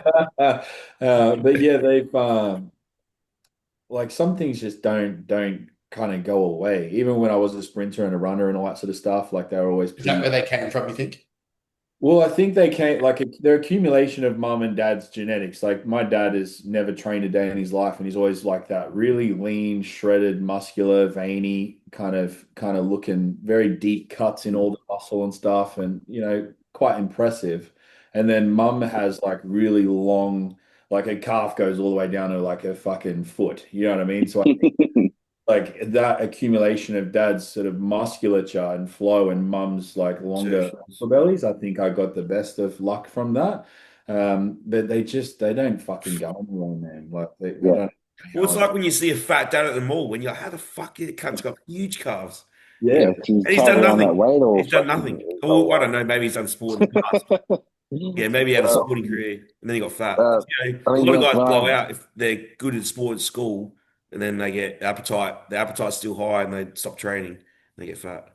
when I eventually like downsize when I get older, I'm just gonna be like walking around with these big arms and big legs, and my fucking back's just gonna disappear because that's my weakest body part, Yeah. and Okay. my chest is just gonna deflate. That's all right, though. You can just wear a tight t-shirt. No one will know you Yeah. know. I'm gonna yeah. be like Fuad. I'm gonna have hamburger tits. I'm gonna get it'll get all soft and floppy. Yeah, man, just dad bod it hard. Yeah, Yeah. love And you know where your lats were? It's just like hanging skin. Yeah. That's Yeah. it. I reckon I'll look like Dave Palumbo when I retire. I'll just... Yeah, it'd be That's fucking. all You want to sort of go downsize slow, like a fat person, so your skin has time to stretch back. Yeah.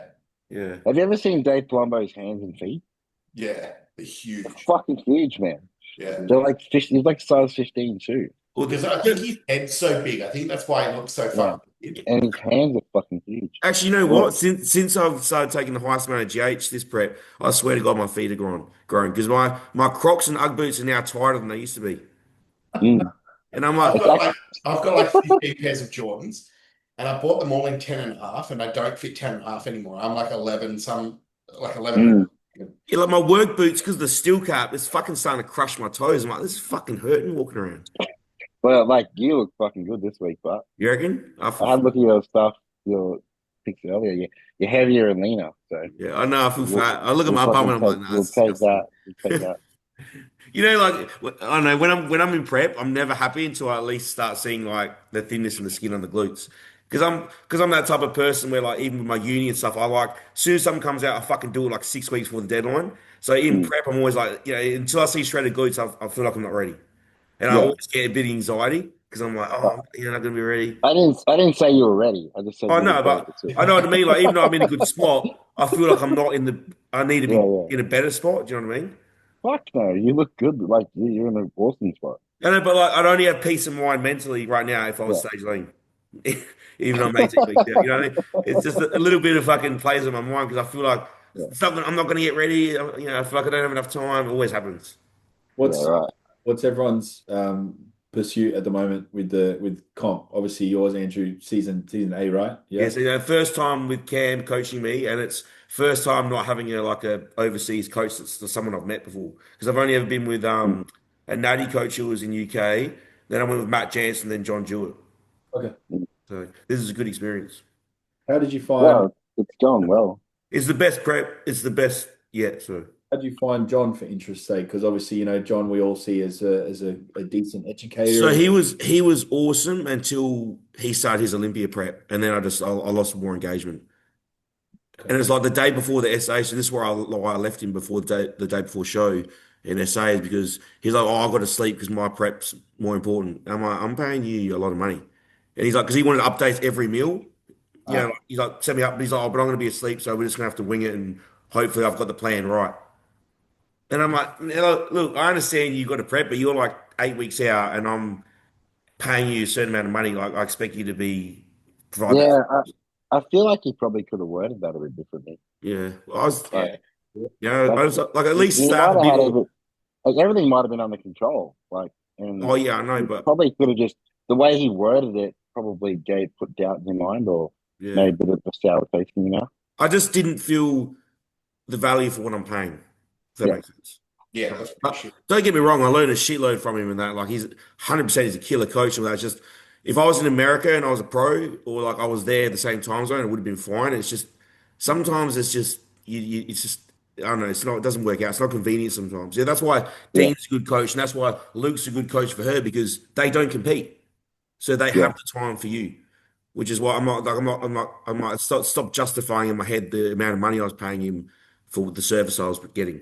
what Because do you yeah. I felt like I've already that first prep I did with him, I learned enough that now the second prep wasn't justified paying that. what do you say? You said you learnt a lot from John. Like, let's say top three things. What did you pick from that?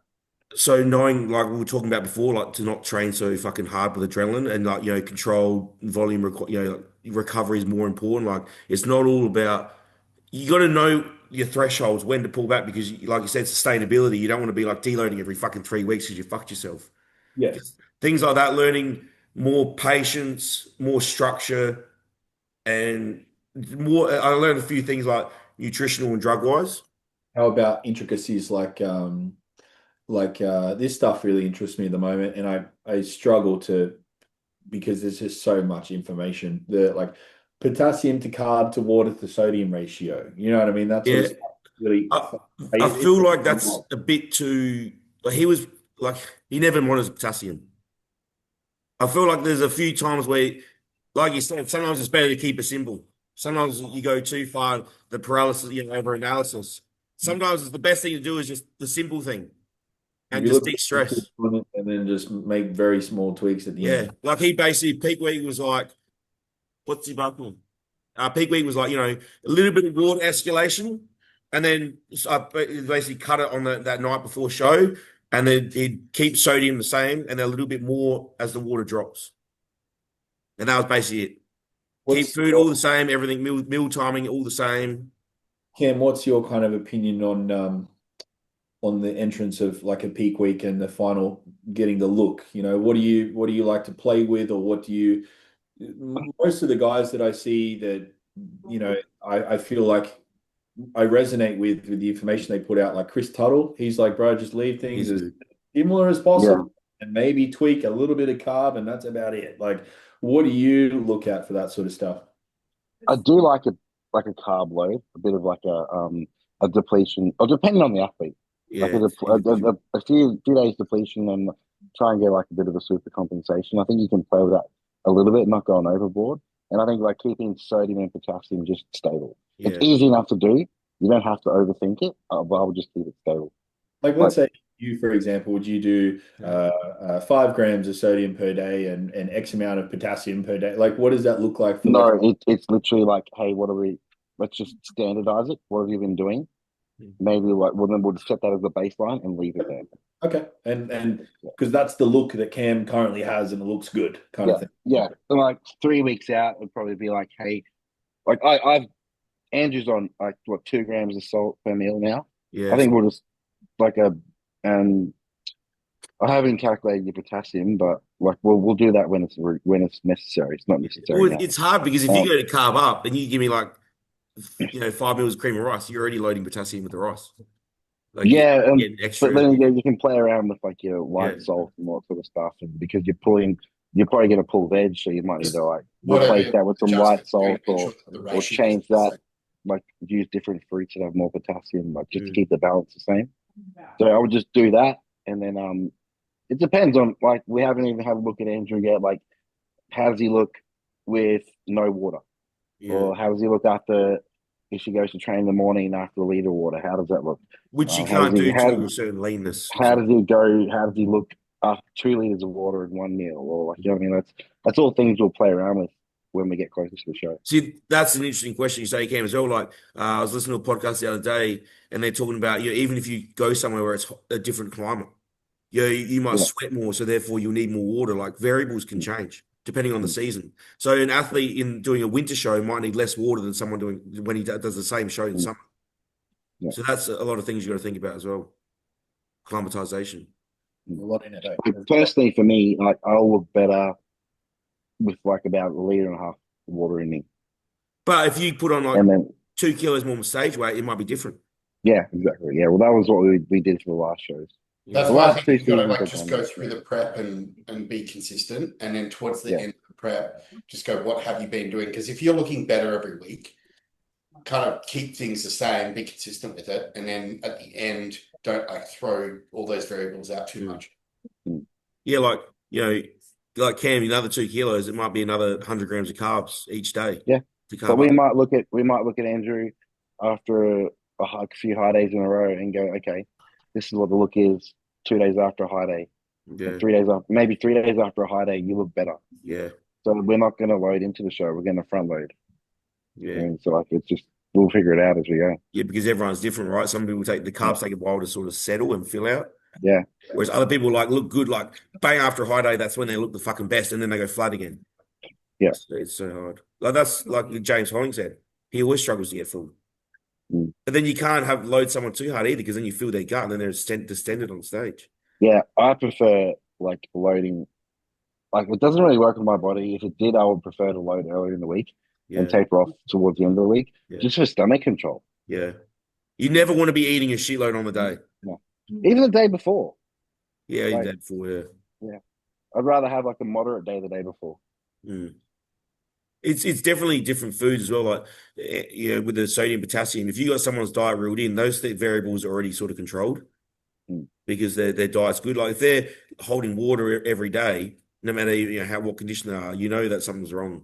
So once you start sorting that out and realize why they're holding water, then they should be fine on stage about manipulating all the electrolytes. Does look better, like a little bit flatter, like a little bit undercooked, or a little bit fuller. I find that I look a little better, like slightly undercooked. I get I was looking at your physique. I would say you could err on the flatter side. Yeah, I think it so. depends on the division Yeah. as well.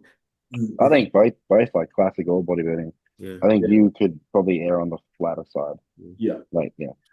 Yeah, I find that like, for let's say content or videos, whatever, always look a little better when it's a little flatter, or even usually 2 or 3 days after a refeed. I seem to just Yeah. get instantly big as hell and super watery and super full. And I'm like, fuck yeah, this is mad. And then just look shit for like 2 days. And on the third day, I'm like, fuck, I actually look hectic. And the weight's stabilized and sort of come back down. because those little lines come back because you're so hyper full. When you flatten out a little bit, all those dugout bits come back. Comes all back. I think I hold water a lot. It just seems to be my response to food. It's just like instant. Like, when someone's like, "Oh, I'll do a refeed," and I'm like 2 kilos lighter. I'm like, "Bro, I'll do a refeed." I'm like 5 kilos the other way. I don't know what you're talking about, but I'm fucking fat as hell. So it just needs to just hold and stick, and then a few days it clears off, and I might be, maybe a kilo or two up, or maybe even nearly the same weight. but just that residual little bit of refreshness has come back, and then I'm lean, like look tighter and leaner again. So I think Probably still full from the refeed, but the water's come down. yeah, it hasn't all sort of fully come out yet. I think some of it has, and the But the water's come out. yeah, everything's come out and Glycogen's everything. still there. Yeah, like maybe a bit of stress and the stuff like that is washed off as well, and the digestion comes good again. And then it's just that ability of just losing that inflammation in the water and probably washing a little bit of the fullness out, and then it sort of settles. I'm like, okay, cool. There's a pretty good look, and it seems to be pretty typical, like 2 to 3 days after a substantial feed up. And even then, if I do longer, like some guys do 2 days refeed, it just prolongs that process. I find for me, it's just hard and fast, get it in, and then just get rid of it a bit, and then it sort of settles. I find I get bad blood flow as well to my extremities because my mum not a bad like I got varicose veins in my calves, so I need on show day like really have my legs up to get the blood. Otherwise, I'll hold water heaps easy. My legs will go soft. yeah. Especially in the glutes. If I'm walking around, I don't know how those Olympia guys do it. You know, when they have like the expo the day before, I'm like, that would definitely affect your physique, Bro, Yeah. your feet. Yeah, that would be. I don't want to talk to anyone the day Yeah. before. Imagine being standing there for 10 hours shaking hands with people you don't even know. Like, yeah, man, hey, how's it going? Like, fuck them. Look, we say that, but it'd probably be like fucking. You'd be like, dude, I'm finally here. This is dope. You know what I Yeah, mean? the first couple of years, Yeah, but not when you're yeah, like yeah, 5 years in, you're like, I've had enough yeah, of this. yeah. You're a trooper. Yeah. Hey, I just gotta go for a week. I'll be Yeah. back. What's been going on, Cam? How's your week been?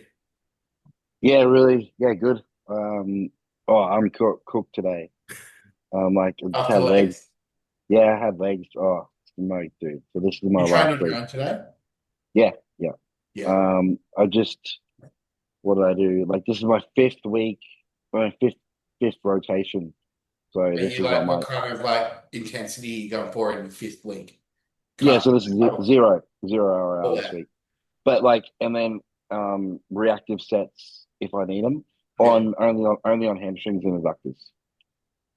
So I if I got a need, PB today on legs, 7 plates on the pendulum. Finally, no knee pain at all. very good. Is that on the Panada one? The max pump. Max pump. Okay, yeah. Yeah. Not the one that Is that? we used at Newton, not the one with the double bars. It's only a single bar that comes around, plates behind Oh, you. really? Yeah. Man, that max pump, like that swing squat, man. I want that machine. No, the other one's better. The one I use is just way smoother. Really? The drop down on it is different, and I don't know. It feels so good. Oh, When you come down to Adelaide, I'll show you it. yeah, But yeah, yesterday and today have been like no fatigue up here, but like 100% in the muscle, and everything's just feel killer. yeah. And I'm That's like, good. this is good. I Yeah. had a mad headache after finishing Exertion that. headache.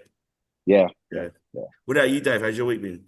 Yeah, pretty good, man. I'm just finished like my second week of training, so I was kind of like holding back a little bit still. And you're pushing now, aren't you? Yeah, Yeah. pushing up. So I love when I see your stories on cover- Instagram and you come in, you whatever, and you're sitting on the bench at the gym. And I'm Yeah. like, what's he saying now? It's good. Yeah, so we finally graduated from the TRT Yeah. and the maintenance calories, and now we're pushing up again. Yeah. Still hungry Oh, though. your calories go up today? Well, like just I thought. from that deficit just to maintenance. Okay. Oh, okay, yeah. Yeah, so I just went up from 300 carb to 500. Oh, sweet. That's not a lot for you. Nah, That's 100 carbs. What do you have, 5 meals a day? yeah, 5 meals. Yeah, it's like 100 carbs a meal. Yeah, so we'll just let the drug escalation kind of carry me for a few weeks, and then put the food in when we need it. Yeah. What about you, Yeah. Joshy? What are you at the moment? Are you pushing Yeah, or I just get maintenance? fat so quick, eh? I've got like fat boy genes, dude. I'll eat like fuck all food and just get fat as hell. I don't know what it I is. used to, and I just hit a point, and I just like, Man, like Yeah. video I put up that did well when I looked big as shit. I was like 120 something and eating everything. I've got like these crazy hunger cues. So I could eat all day. I have no issue with just sitting down and eating food all the time. You're probably similar to me. Bro, I just could eat and just get and like it's almost like a dopamine hit to get like the belly stretch. Like I just look for that almost. But in terms of food, like I'll hold current condition on 3,000, 2,900 calories and be pretty fine. Still hungry, of course. That never That's goes fine. away. But I lean into pretty high protein, typically anywhere around like 300, 280, 300 grams for me is kind of high for me. What do you weigh at the moment? What's your body weight? Yeah. 113 at the minute. Okay. So we're basically the same as me. Not very Yeah. heavy. I get like, oh, you must be heaps heavy. I'm like, don't weigh very much, dude. So I don't know. I just seem to not. I thought your maintenance would be higher than 3.2. My calories are 3.2 in my prep. Yeah, I seem to get away with not being able to eat. Like I can get away with not eating a lot of food. What are your daily steps though? Like, what's your activity wouldn't be that high, would it? Yeah, 10 to 12, right? Honestly, 10 to 12 on the Yeah. steps. So that's Yeah, more than me. nothing crazy. Yeah. And not looking for them. Like I'll get up in the It's morning. like, mate, it's like 29, it's like maintenance for you. It seems to be Yeah. it's funny because I've never been a fat kid or one of the really skinny kids with the hyperactive fucking metabolism. So yeah, but I could eat all day and I could get size and put size on, but also I can get lean on like a decent amount of food. So I Mm. try to sit at this point here at 3,000 roughly, and it seems to be fairly comfortable. My digestion's good. I lean into simple foods, and I seem to be pretty okay with that. Yeah. Titrate things up, yeah, possibly. But I think at the same time, I like to find that I respond really well when I am tighter, and I lean into that and have done so over the last few years.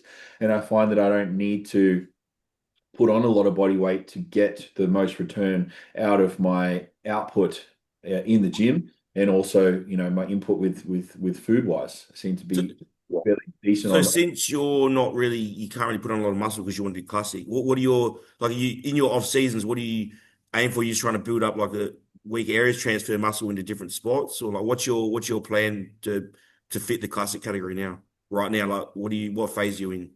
I think it would be, a lot of self-awareness would be to bring up the back. I think obviously all of our backs could probably be better. Mine could definitely be better.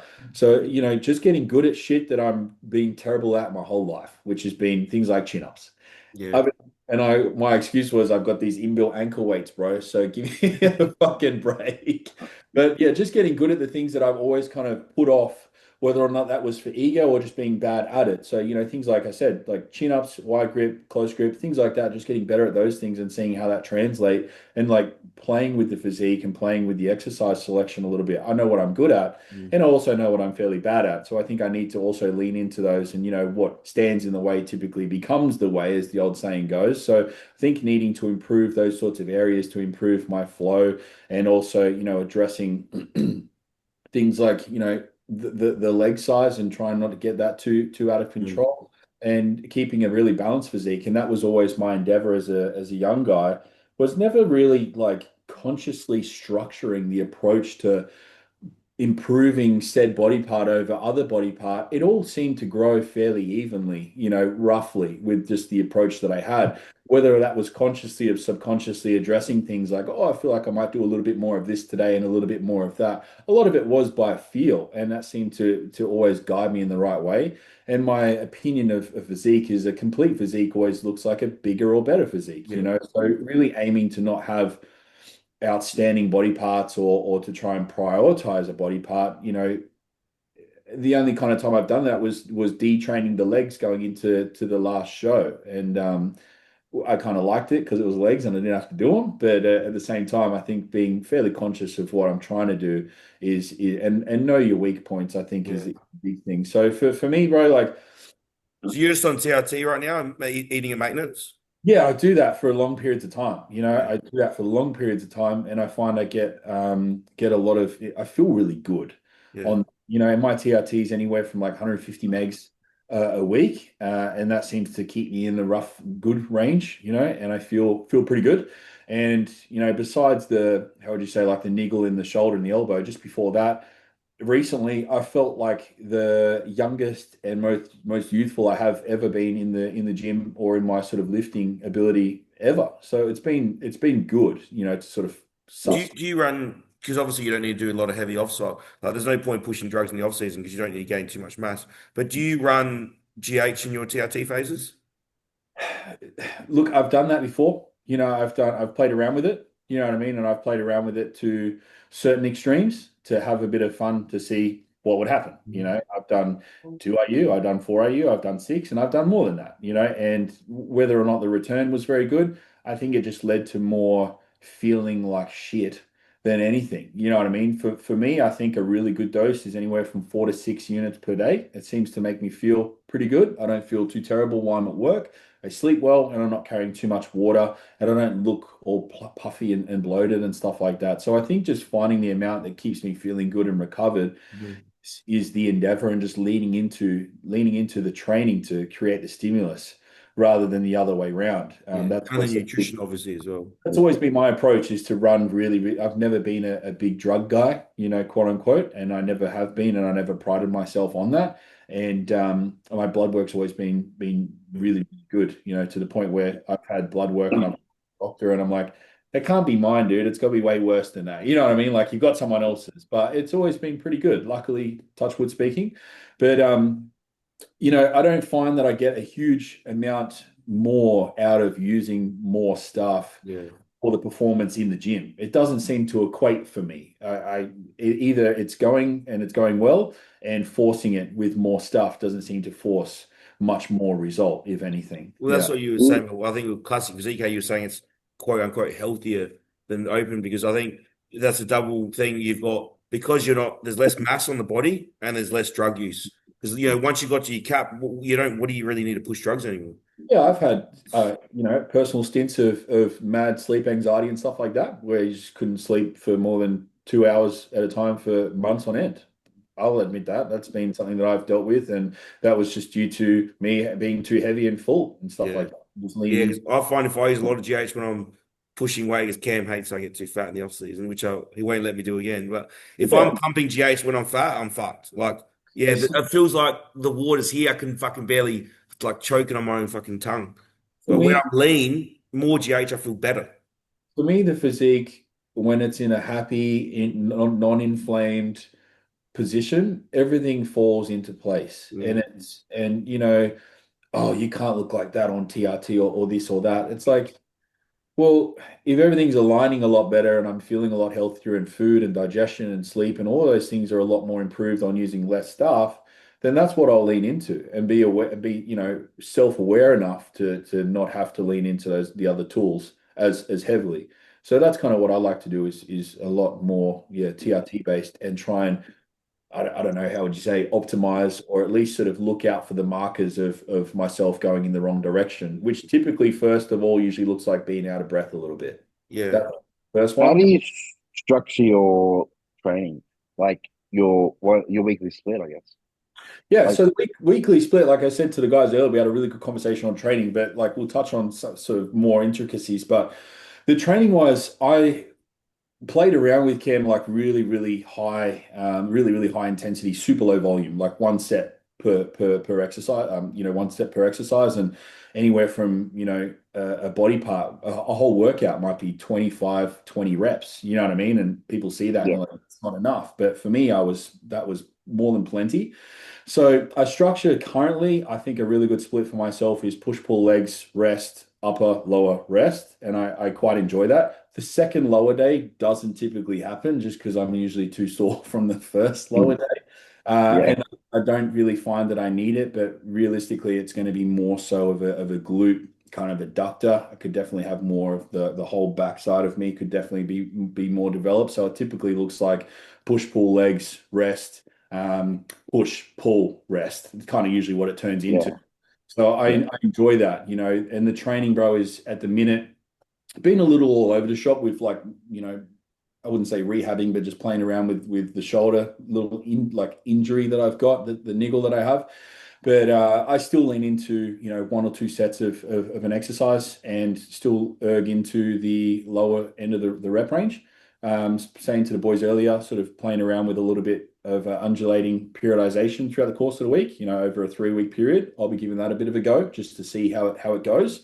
See if it manages to get those high threshold motor units, and also keep the fullness and the roundness in the physique that I had as a younger guy. Like we spoke about. When, on that 3-week cycle, are you doing 5 to 6, 8 to 10, and then 15 plus, or? Yeah, so it'll be more so like a 5 to 8. I feel like I'm a really good judge of a low rep range straight away. So a 5 to 8, typically on the lower end of that, and then more around like a 8 to 12, and then a 12 to 20, and seeing where I kind of fall within that range over the One course. set, even on all the Yeah. high volume stuff. Yeah, yeah, Yeah. and keeping all the exercises the same, so I know exactly what I'm doing all the time, and just running it that way. And I've always prided myself on good exercise selection, good execution. As an athlete, I always felt like I knew where I was in space. You know what I mean? Yeah. So I know what works for me, and I know what feels good. So I've always looked after my own training and my ability to do so. Um, so that's kind of how I structure it. You're really trying to prioritize the volume for the body parts that are glaring weaknesses. You know what I mean? And Yeah. the legs, bro, like I don't know, I do, like I said to the guys, a set for leg, one set leg extension, one leg press, one leg curl, and one 45 degree, and I'm done. I'm out of there. And Yeah. that's once a week, I So think something you could play around with would be this is something that I'm actually doing at the moment, and it seems to be working pretty well. Because I think you're similar to me. Like your legs just suck the life out of your weaker yeah, body parts. yeah, So for sure. I'm doing legs every 9 days now. I've done the fortnight, and that Yeah, actually still worked to the degree of I was still managing to get some slight progressions even over the yeah, fortnight, and yeah, that worked pretty well. I yeah, always had a, it was funny. I watched a podcast a long time ago, and it was a thought that I had, and it was somewhat validated, was you have like a pool of resources that you can only have so much to deal with, right? And the yeah. legs being Your such a recovery bank. like, yeah, there's only so much of resource to pull from, and the legs are pulling so much resource away from all the other tissues because they're just demanding so much from you or I or from anyone, that I think that toning down the leg training allowed that pool of resource to be divvied out more efficiently Mm. to the other areas. It's So like in a video game with the tributes, like if you're doing a basketball game on NBA Live, whatever, like I can only be this tall, this much handling, whatever. You can only, if you have 1,000 points to spend on a yeah, tribute, you yeah. can only Mm. do them what you want. So if you training legs hard every week and that's this much, then you can't put that much on arms Yeah, or back or whatever. Sure. And even to the point where, like I said, it's a 4 set leg day, still seems yeah, to draw from that pool of resources.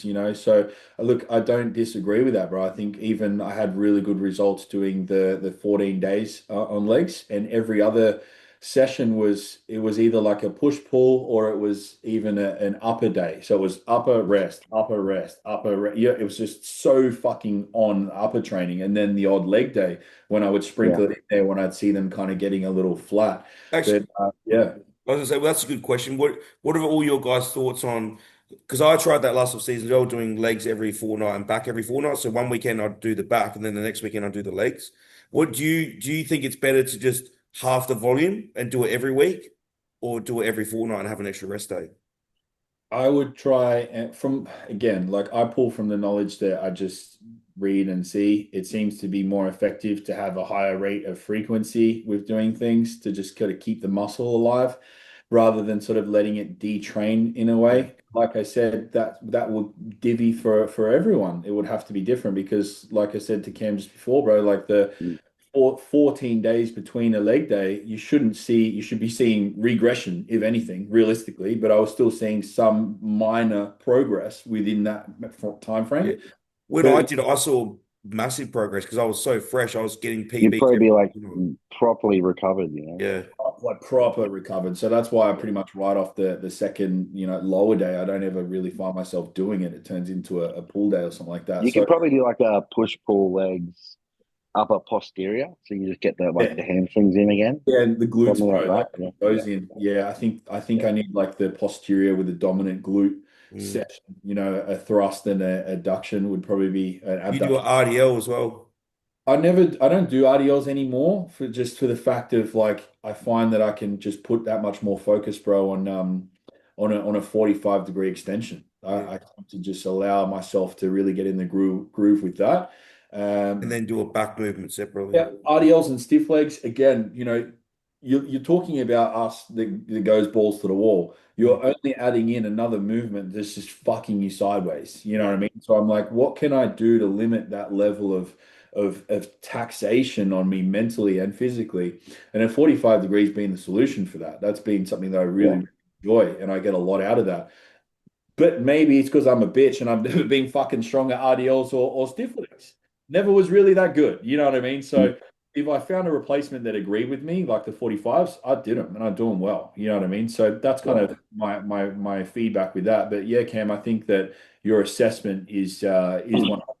I don't like to leave things too long, Andy, like through the 14 days kind of thing. I think that I don't know about you guys, but here's a thought. A muscle that I don't train for a bit seems to just get this weird, regardless of condition, right? Like you can be really, really lean, seems to get this weird detrained, soft look to it.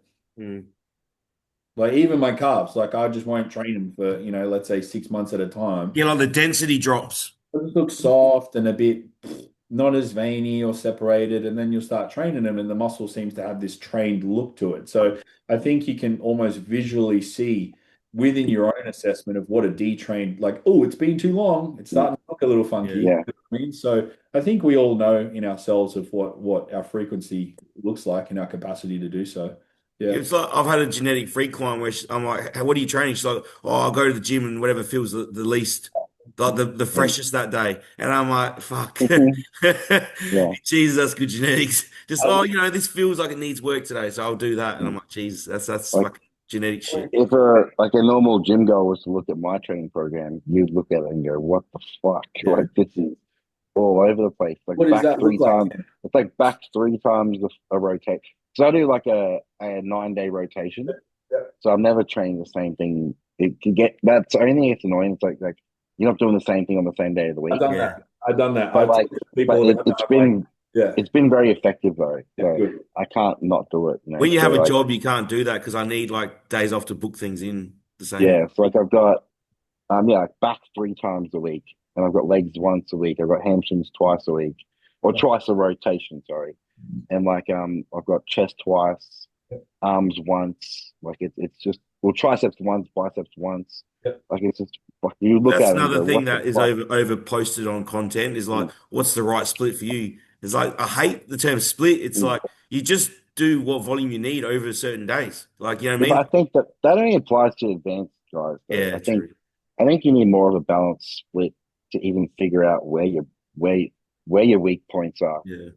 To begin with. Well, that's a conversation I have with guys often, my young guys, which God love them, and the conversation always goes like this. And I always put myself in there to help level it out a little bit. They're like, oh, I'm 6 months into training and I think my hamstring's a little weak. And I'm like, I think all of you, I'm sorry, like all of you, the nicest way possible, all of you sucks. It needs to improve. And they're like, oh, really? And I'm like, dude, trust me. Even the Mona Lisa of bodybuilding gets told that he needs to be bigger. Trust me, they told me the same thing. So I put myself in there to help, convey the point, because it's the same thing they would tell me. Don't act like they wouldn't. But it's like, bro, all of you just needs to grow, and those weak points will reveal themselves, and then we can manage that in time. But until they do, there is no point saying, oh, this is weak and that is weak. Bro, all of it sucks. It needs to improve. I'm sorry. Like, it's just this how it is.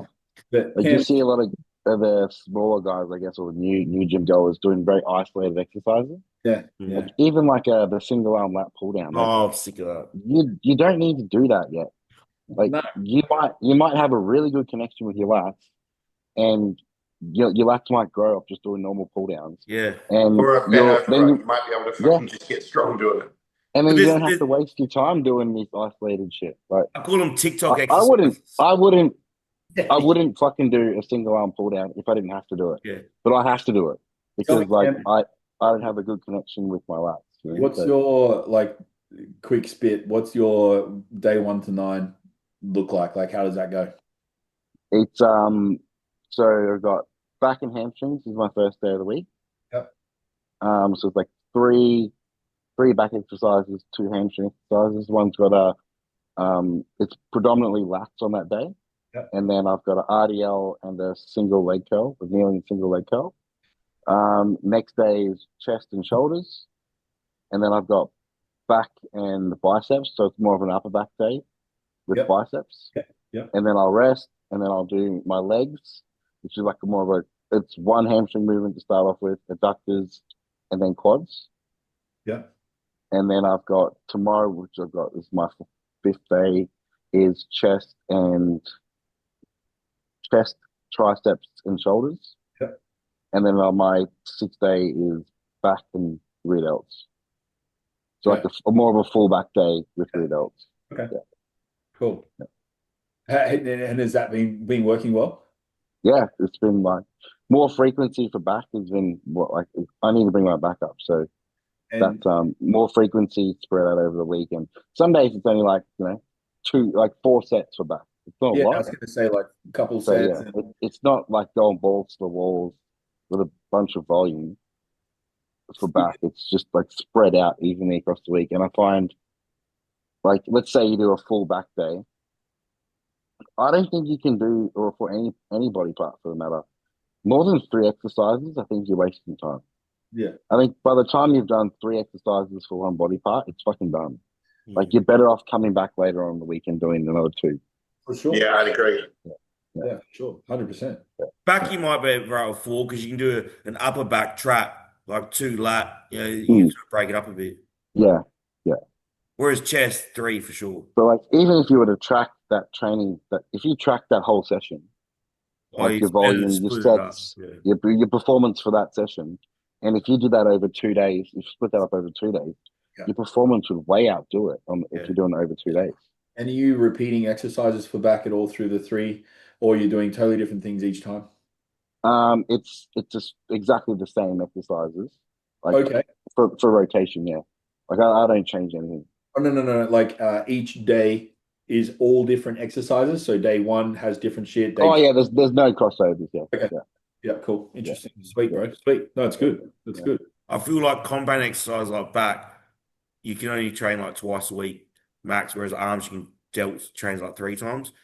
Like if you train like a quad more than twice a week, I don't feel like you're going hard enough. If you can do compounds more than twice a week, it's pretty hard. I wouldn't even look at a fucking leg thing for another. I feel I've always maxed out on that. If you're doing like a chest, you can only do like 2 push sessions a week or whatever. I feel the best split when you start getting more advanced is like 2 on, 1 off. Yeah. You go half 2 days and have a rest, go half 2 days, have a rest. Yeah, I do. That's getting a bit much. I do 2 on, 1 off, 2 on, 2 off. Yeah, I'd ideally like to do that if I didn't have work, so I could schedule things in during the day, but just because work purposes. That's why I have my 3 days in a row on a weekend, because I get a bit more sleep and recovery.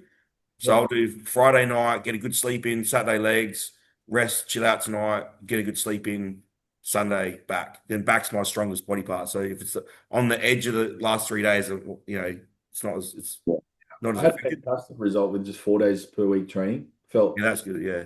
Just I've ever felt. It was really, really, like, even had the whole weekend off, and I was like, I don't know what to do with myself. This is great. But I felt like that was, the training was really, really hard. The pumps were great. The volume was extremely low, and the inflammation was really low.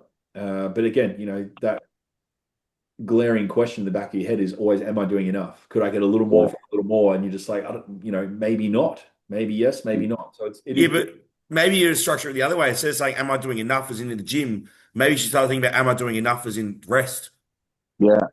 Switch your mind to that. Like, am I doing enough rest? Because for us, because we're all hard workers, rest fucks us in the head.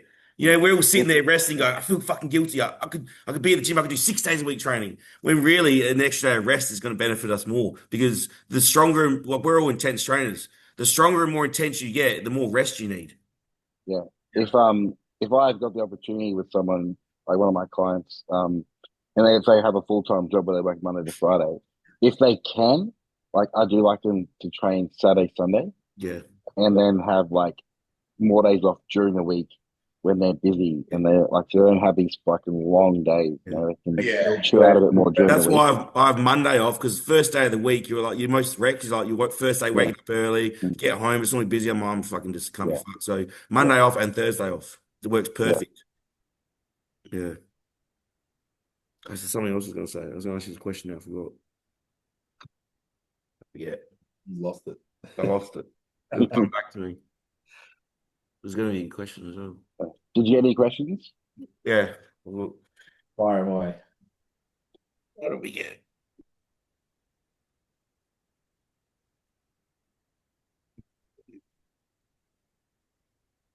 2 questions. Is it better to have a job in or outside the fitness industry to support bodybuilding progress?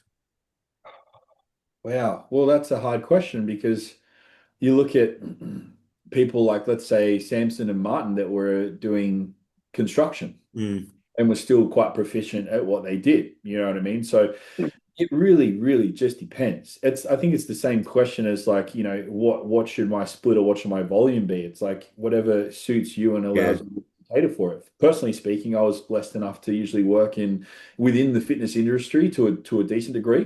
Typically that was either being a PT or in the sub stores. In the sub stores, you can eat whenever and, you have access to all these subs and all that sort of stuff all the time. So it worked really, really well for me and my lifestyle. But do I see people on a pretty vast scale being very successful in many, many endeavors of work? 100%. So it's not like my work is stopping me from being good at this endeavor. I think that's almost a cop out until it got to the point where maybe you were earning a living or it was the next step that you needed to take to be able to take your physique to the next level. But I think very few people have even got to that point that's an even possibility. So I think it would be more so managing yourself to be like, hey, how do I make my bodybuilding fit into my current lifestyle so I can do both as efficiently, as effectively? Yeah.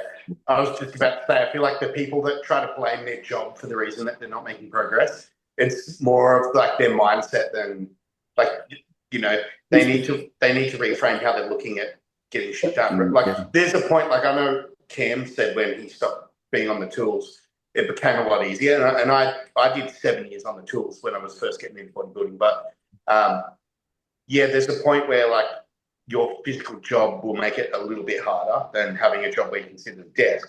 Yeah. But if you're using that as an excuse why you can't do something or like do well, like Cam won his pro card working on the tools. Yeah. So, for me, sometimes it's like sometimes it works in the positive for people. Like if you have an active job, like cool, no cardio. Like if you're a concrete or something, you're screened all day. Like all you need to worry about is training and go home and rest. So it made my preps now like a fucking walk in the park, dude. Yeah. Like it's nothing compares to trying to prep when you're working a full-time job. Like it's fucked. It's easy for me. Like a full-time physical job. Yeah. When you like go from that to like doing a prep, like now where I can just like recover more, like oh man, it's a completely different.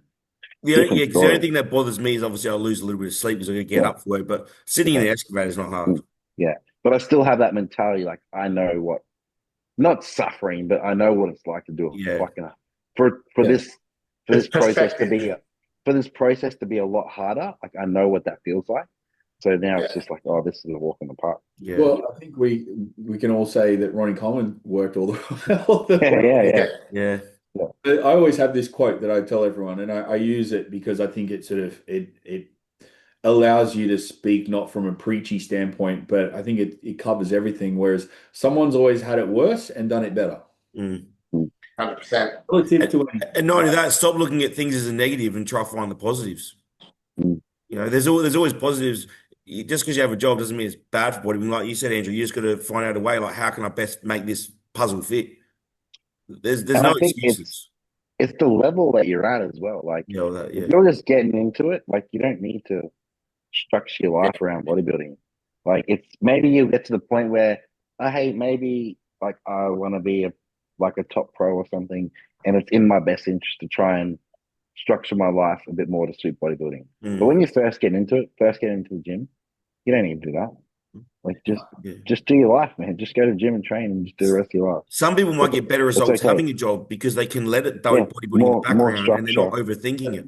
It's a structure. Like I've been through the point in my how would you say training career and earlier when I was a younger guy and was taking it to the point where it was too serious that I would almost resent training from having to go to do work with dad or having to do some kind of laborious task where I was like, no, training's going to be shit now because I'm all tired from my little thing that I did. That's the total opposite thinking. As soon as I stepped away from it and I was like, I don't need to put this level of stress on myself and just started, oh, well, fuck it. I didn't have that meal at exactly 9 a.m. and I didn't drink that little bit of water and stuff like that. I went in and actually enjoyed my training, my process. and stress less about the external factors that were impacting that. And I had a much better time and actually grew much, much better. Whether that was just the not allowing the stress to affect me, but also probably just being consistent and enjoying that process a lot more. So I think you kind of just get in your own way if you allow sort of the external factors to be like, well, the reason I suck is because of this thing, or the reason this session was bad because I worked with dad today. It's like, nah, bro, just go do it, man. Like, it's all good. That's It's like just like looking at your people, watch it's like looking at your watch in the morning, and it tells you had a bad sleep last night. Oh, you So you're know, like, oh fuck, well now I'm gonna have a self-fulfilling shit session. prophecy. Yeah, Oh exactly. yeah, it's like people that go maybe to you're okay. people going to training, they're like, oh, yeah, I'm in prep, I'm on low carb, so I'm not going to be strong. Like, yeah, with that attitude. Like, I just go in and be like, right, I'm at the gym. What did I do last week? Cool, I'm going to try to beat that. Regardless of anything that happened out of the gym, what I'm eating, work, I'm just like, these are my numbers last week. I'm trying to beat that this week. That's all I think about. And when I get to the gym, I'm like, my time now. I've done my work. Mm, Now it's my mm, time to enjoy myself. Whereas other people yeah. go in and be like, oh, I'm tired from work and I'm just going to, work kill me. I never let anything like work affect what I want to do. Yeah. I Here's hate when people the do that. other like other end of that. When you finish work, Andrew, you're done. Like you go to the gym and no one's gonna call you, no one's gonna message you. Like when me Yeah. and Cam and Josh go to the gym, we're gonna have messages from clients. We're gonna see clients in the gym. Yeah. They're gonna come up and complain to us. They're gonna message us. They're gonna fucking be freaking out. Like it's kind of almost cool when you can clock out of work. And, Yeah, but the problem I coach on the side as well, and everyone know over in the gym, and that's why my workouts are 3 hours. yeah. He talks to me. Yeah. Guys, I got to train. Yeah, this like, I've got to turn my why phone. haven't you eaten your You know what's fucking good? meal yet, cunt? Because I'm still at the gym talking to everyone. Yeah. Yeah. You know, it's actually good now that I've been training with people more, like Jackson and that in the day's house. I haven't been looking at my phone. The only problem is when I get home, I'm like, fuck, I got so many messages to reply to. Yeah. Otherwise, when I got my headphones in, I can always hear the bloom, bloom, or whatever. Oh yeah. When you're training with people, I don't even look at my phone. And then I'm like, shit, now I got like 20 unread messages. Yeah, I definitely hate. That's why I've been trying to float around a bit more in prep. I hate people disrupting my pump because the pump fades quicker when you're dieting. Yeah, it's nothing worse. Mm. Yeah. So I don't mind a quick question. Like, Ian's the same. Ian's like, people can come talk to me, whatever they want. I don't care. Quick questions, have it ready. But then you get some people that come to you like, oh, how was your day? How's prep going? It's like they want a full conversation. Like, bro, I'm in the middle of a fucking session. I'm not. They think sometimes you're being rude. I'm like, no, I'm not being rude. I just like I gotta. I'm like, do you have a question? No, cool. I'm like, talk to me later. What a trick, bro. I just walk backwards. Yeah. Because someone will be like, hey, man, what's going on? I'm like, yeah, good, bro. Anyway, sweet. Yeah, cool. And just walk backwards. And I'm like, all right, sweet, bro. Talk to you. Homer Simpson straight back in the bush. It's just, bro. Yeah, fade away. Works every time. They feel like they had a chat and I had a bit of a chat and wasn't a rude cunt. But I'm like, anyway, dude, I'm just going to keep walking backwards to my shit and I'll see you around. People that don't want to pay for coaching, but they're like, oh, what do you think of this cycle or something? You're like, fuck off. I'm so done with those questions. I'm so done. I'll just start doing my next set. Start yelling, like, fuck off. Yeah, I'll just jump on the if it's time for me to do my next set, I'll just start doing it. Yeah. Or if I'm in a real mood, I'll leave the headphones in and I'll let him say the whole thing. And then I'll go, bro, I didn't fucking hear anything. Like nothing at all. Yeah.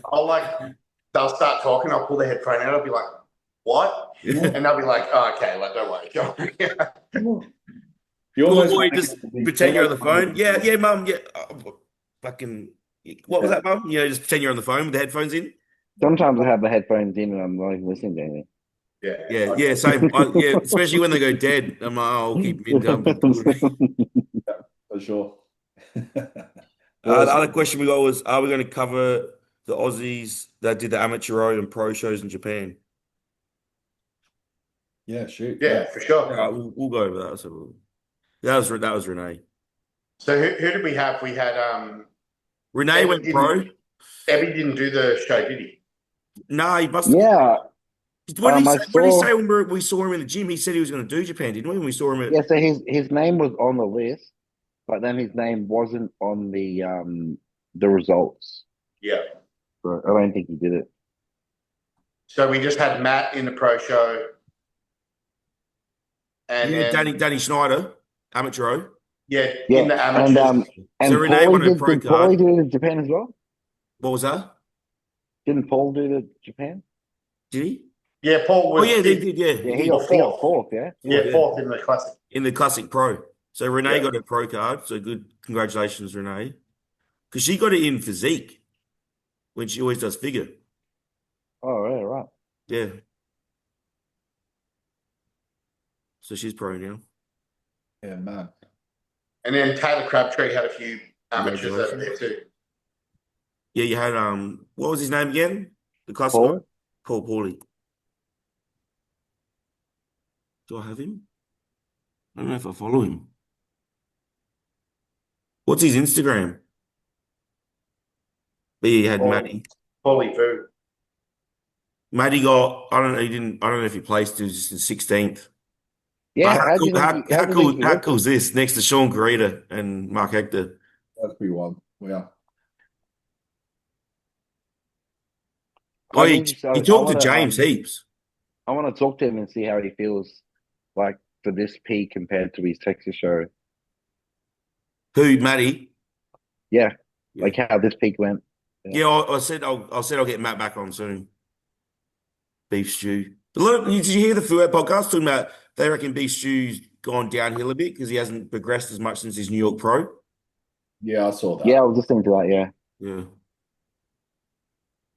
What'd you say? Paulie was what? Paulie what? VU, ZU? VU. Oh, VU. Paul, Oh, is I it don't know. Paulie? Paulie? Is it Paulie? IE. Yeah, there. This one him? Yeah. Oh,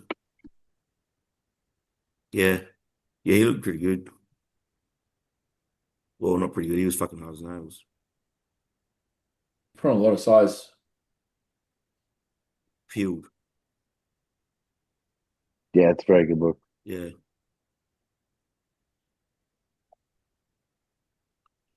He's doing Yeah. well. He's like been consistently top five, top four. What'd you Like say? he You hasn't got been fourth? out of there. He got fourth here, so Well, that's pretty killer. good. Man, like he's been consistently in top both like first Yeah. four outs. He's definitely in condition. I mean, Dean's clients. Are you ever going to see one of Dean's clients out of shape? Like, yeah. So Yeah, not only congratulations, good Paulie. guys. Congratulations on a top five, another top five. Very cool. Yeah. And then yeah, Matty and Danny Schneider. He looked good. He didn't post anything about how he went though. He just posted all his fucking family's fucking holiday. But he looked good. He looked a bit more conditioned there than he did the nationals. Nationals, yeah. Yeah. Oh, third place he got Japan Open Yeah. Heavyweights. Yeah, I think his condition here is much better than the nationals. Yeah. It's good seeing Aussies compete overseas. Really good tan. Yeah, really good tan.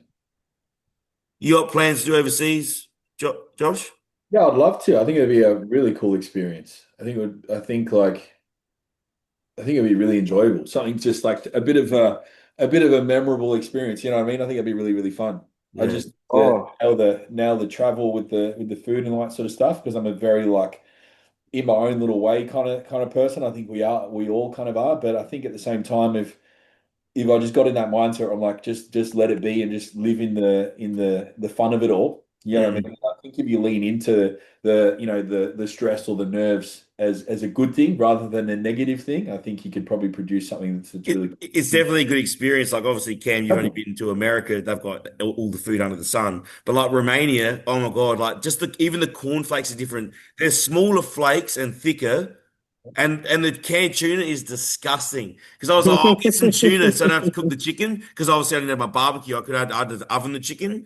Yep. And man, their tuna was like the driest stuff I've ever tasted. And they've got no sauces. So it's like you either have tomato sauce on your tuna or nothing. And I'm What like, what the fuck do I buy? So we had to get chicken and there was only one chicken seasoning in the shop. So we had to chicken season and put it in the oven. It's just a whole new learning curve when you go to a different country to have what yeah. food you can get. what's everyone's experience with like Asian shows, European shows, American shows? Like where would one want to go to? It depends what I experience you think want. if you want to be in the heart of bodybuilding, you need to do the American shows. Yeah. Like I think like European shows would be very cool. I'm going to do some European shows, but I think like being like feeling like a real bodybuilder, I guess, or like being you mainly watch the American guys, right? Correct, So like when you go over there and you see them and you're around them, like that's a really unique experience. So I think like if you want to, and like the most exposures in America anyway for bodybuilding as well. So You guys, I think if you want, like the Middle East or anything, like for the gyms, the experience, no, that sort of stuff, no? I don't know. I reckon European, you still feel the bodybuilding scene because when I was there in Romania, all the amateurs, man, like at the show was huge. And then even in all the gyms, meeting all these people from all over like Europe was crazy. yeah, It's fucking crazy. And then mm, you make so many connections. yeah. Oh shit! Did you guys see the Olympia date? No, I didn't. It's At it's Palm like Springs now. and it's like a week after the nationals. So I think if you want to do Dave, if you want to do the nationals, Yeah. I think it's like 5 days later, or 4 days later, you'll be on stage No, but in that's the Vegas. Olympia. The amateur is like 3 days before. Yeah, so you have That's to what I literally, mean. Like, so you you can't even have compete time on to a fly. Saturday, right? And you'll be competing on a Wednesday Oh in shit. Yeah. in um in Vegas. So, Yeah. well, it might be better to do the state show and just fly straight over there. If Yeah. that's your plan, I think so. And I think they might lose a few people for the Yeah. nationals if they plan on doing the amateur That's right, Olympia. Dave. Just come to Romania with us. There's that amateur show there as well. No, You'll but be in Romania. you have to do one in your own country, I think. Yeah, Yeah, but you if have you to do do a the state state show show. and nationals, then come Yeah, to so Romania. I'll just do Queensland and then I'll fly straight over to Vegas. Yeah. Mm. And then to Romania. Meet us there. Maybe. Yeah, but that'd be tough. Like you wouldn't be able to do that. No, I don't think that'd be doable. You couldn't No. you'd have to fly out the night that you competed and you'd be Yeah. 2 days out. Yeah, fuck that. You'd be it's a stress ball. Just Yeah. but it's definitely if anyone loves competing, you have to go overseas. It's just a whole different experience. It's so much different than our nationals. I think it'll be cool. Like now Ethan's qualified for the O. Yeah. Dean will be there. Apparently Mitch is pretty keen to do it too. Ryan, So Mitch, yeah. there should be a few of us. Mitch is looking pretty good. Yeah, he's looking good. Yeah. He's made improvements. Yeah. Mitch, he stayed in really good nick too, hasn't he? Yeah. Yeah. Because he was talking to me, he came up and talked to me a few times in one gym last nationals. Mm. Yeah, he's good.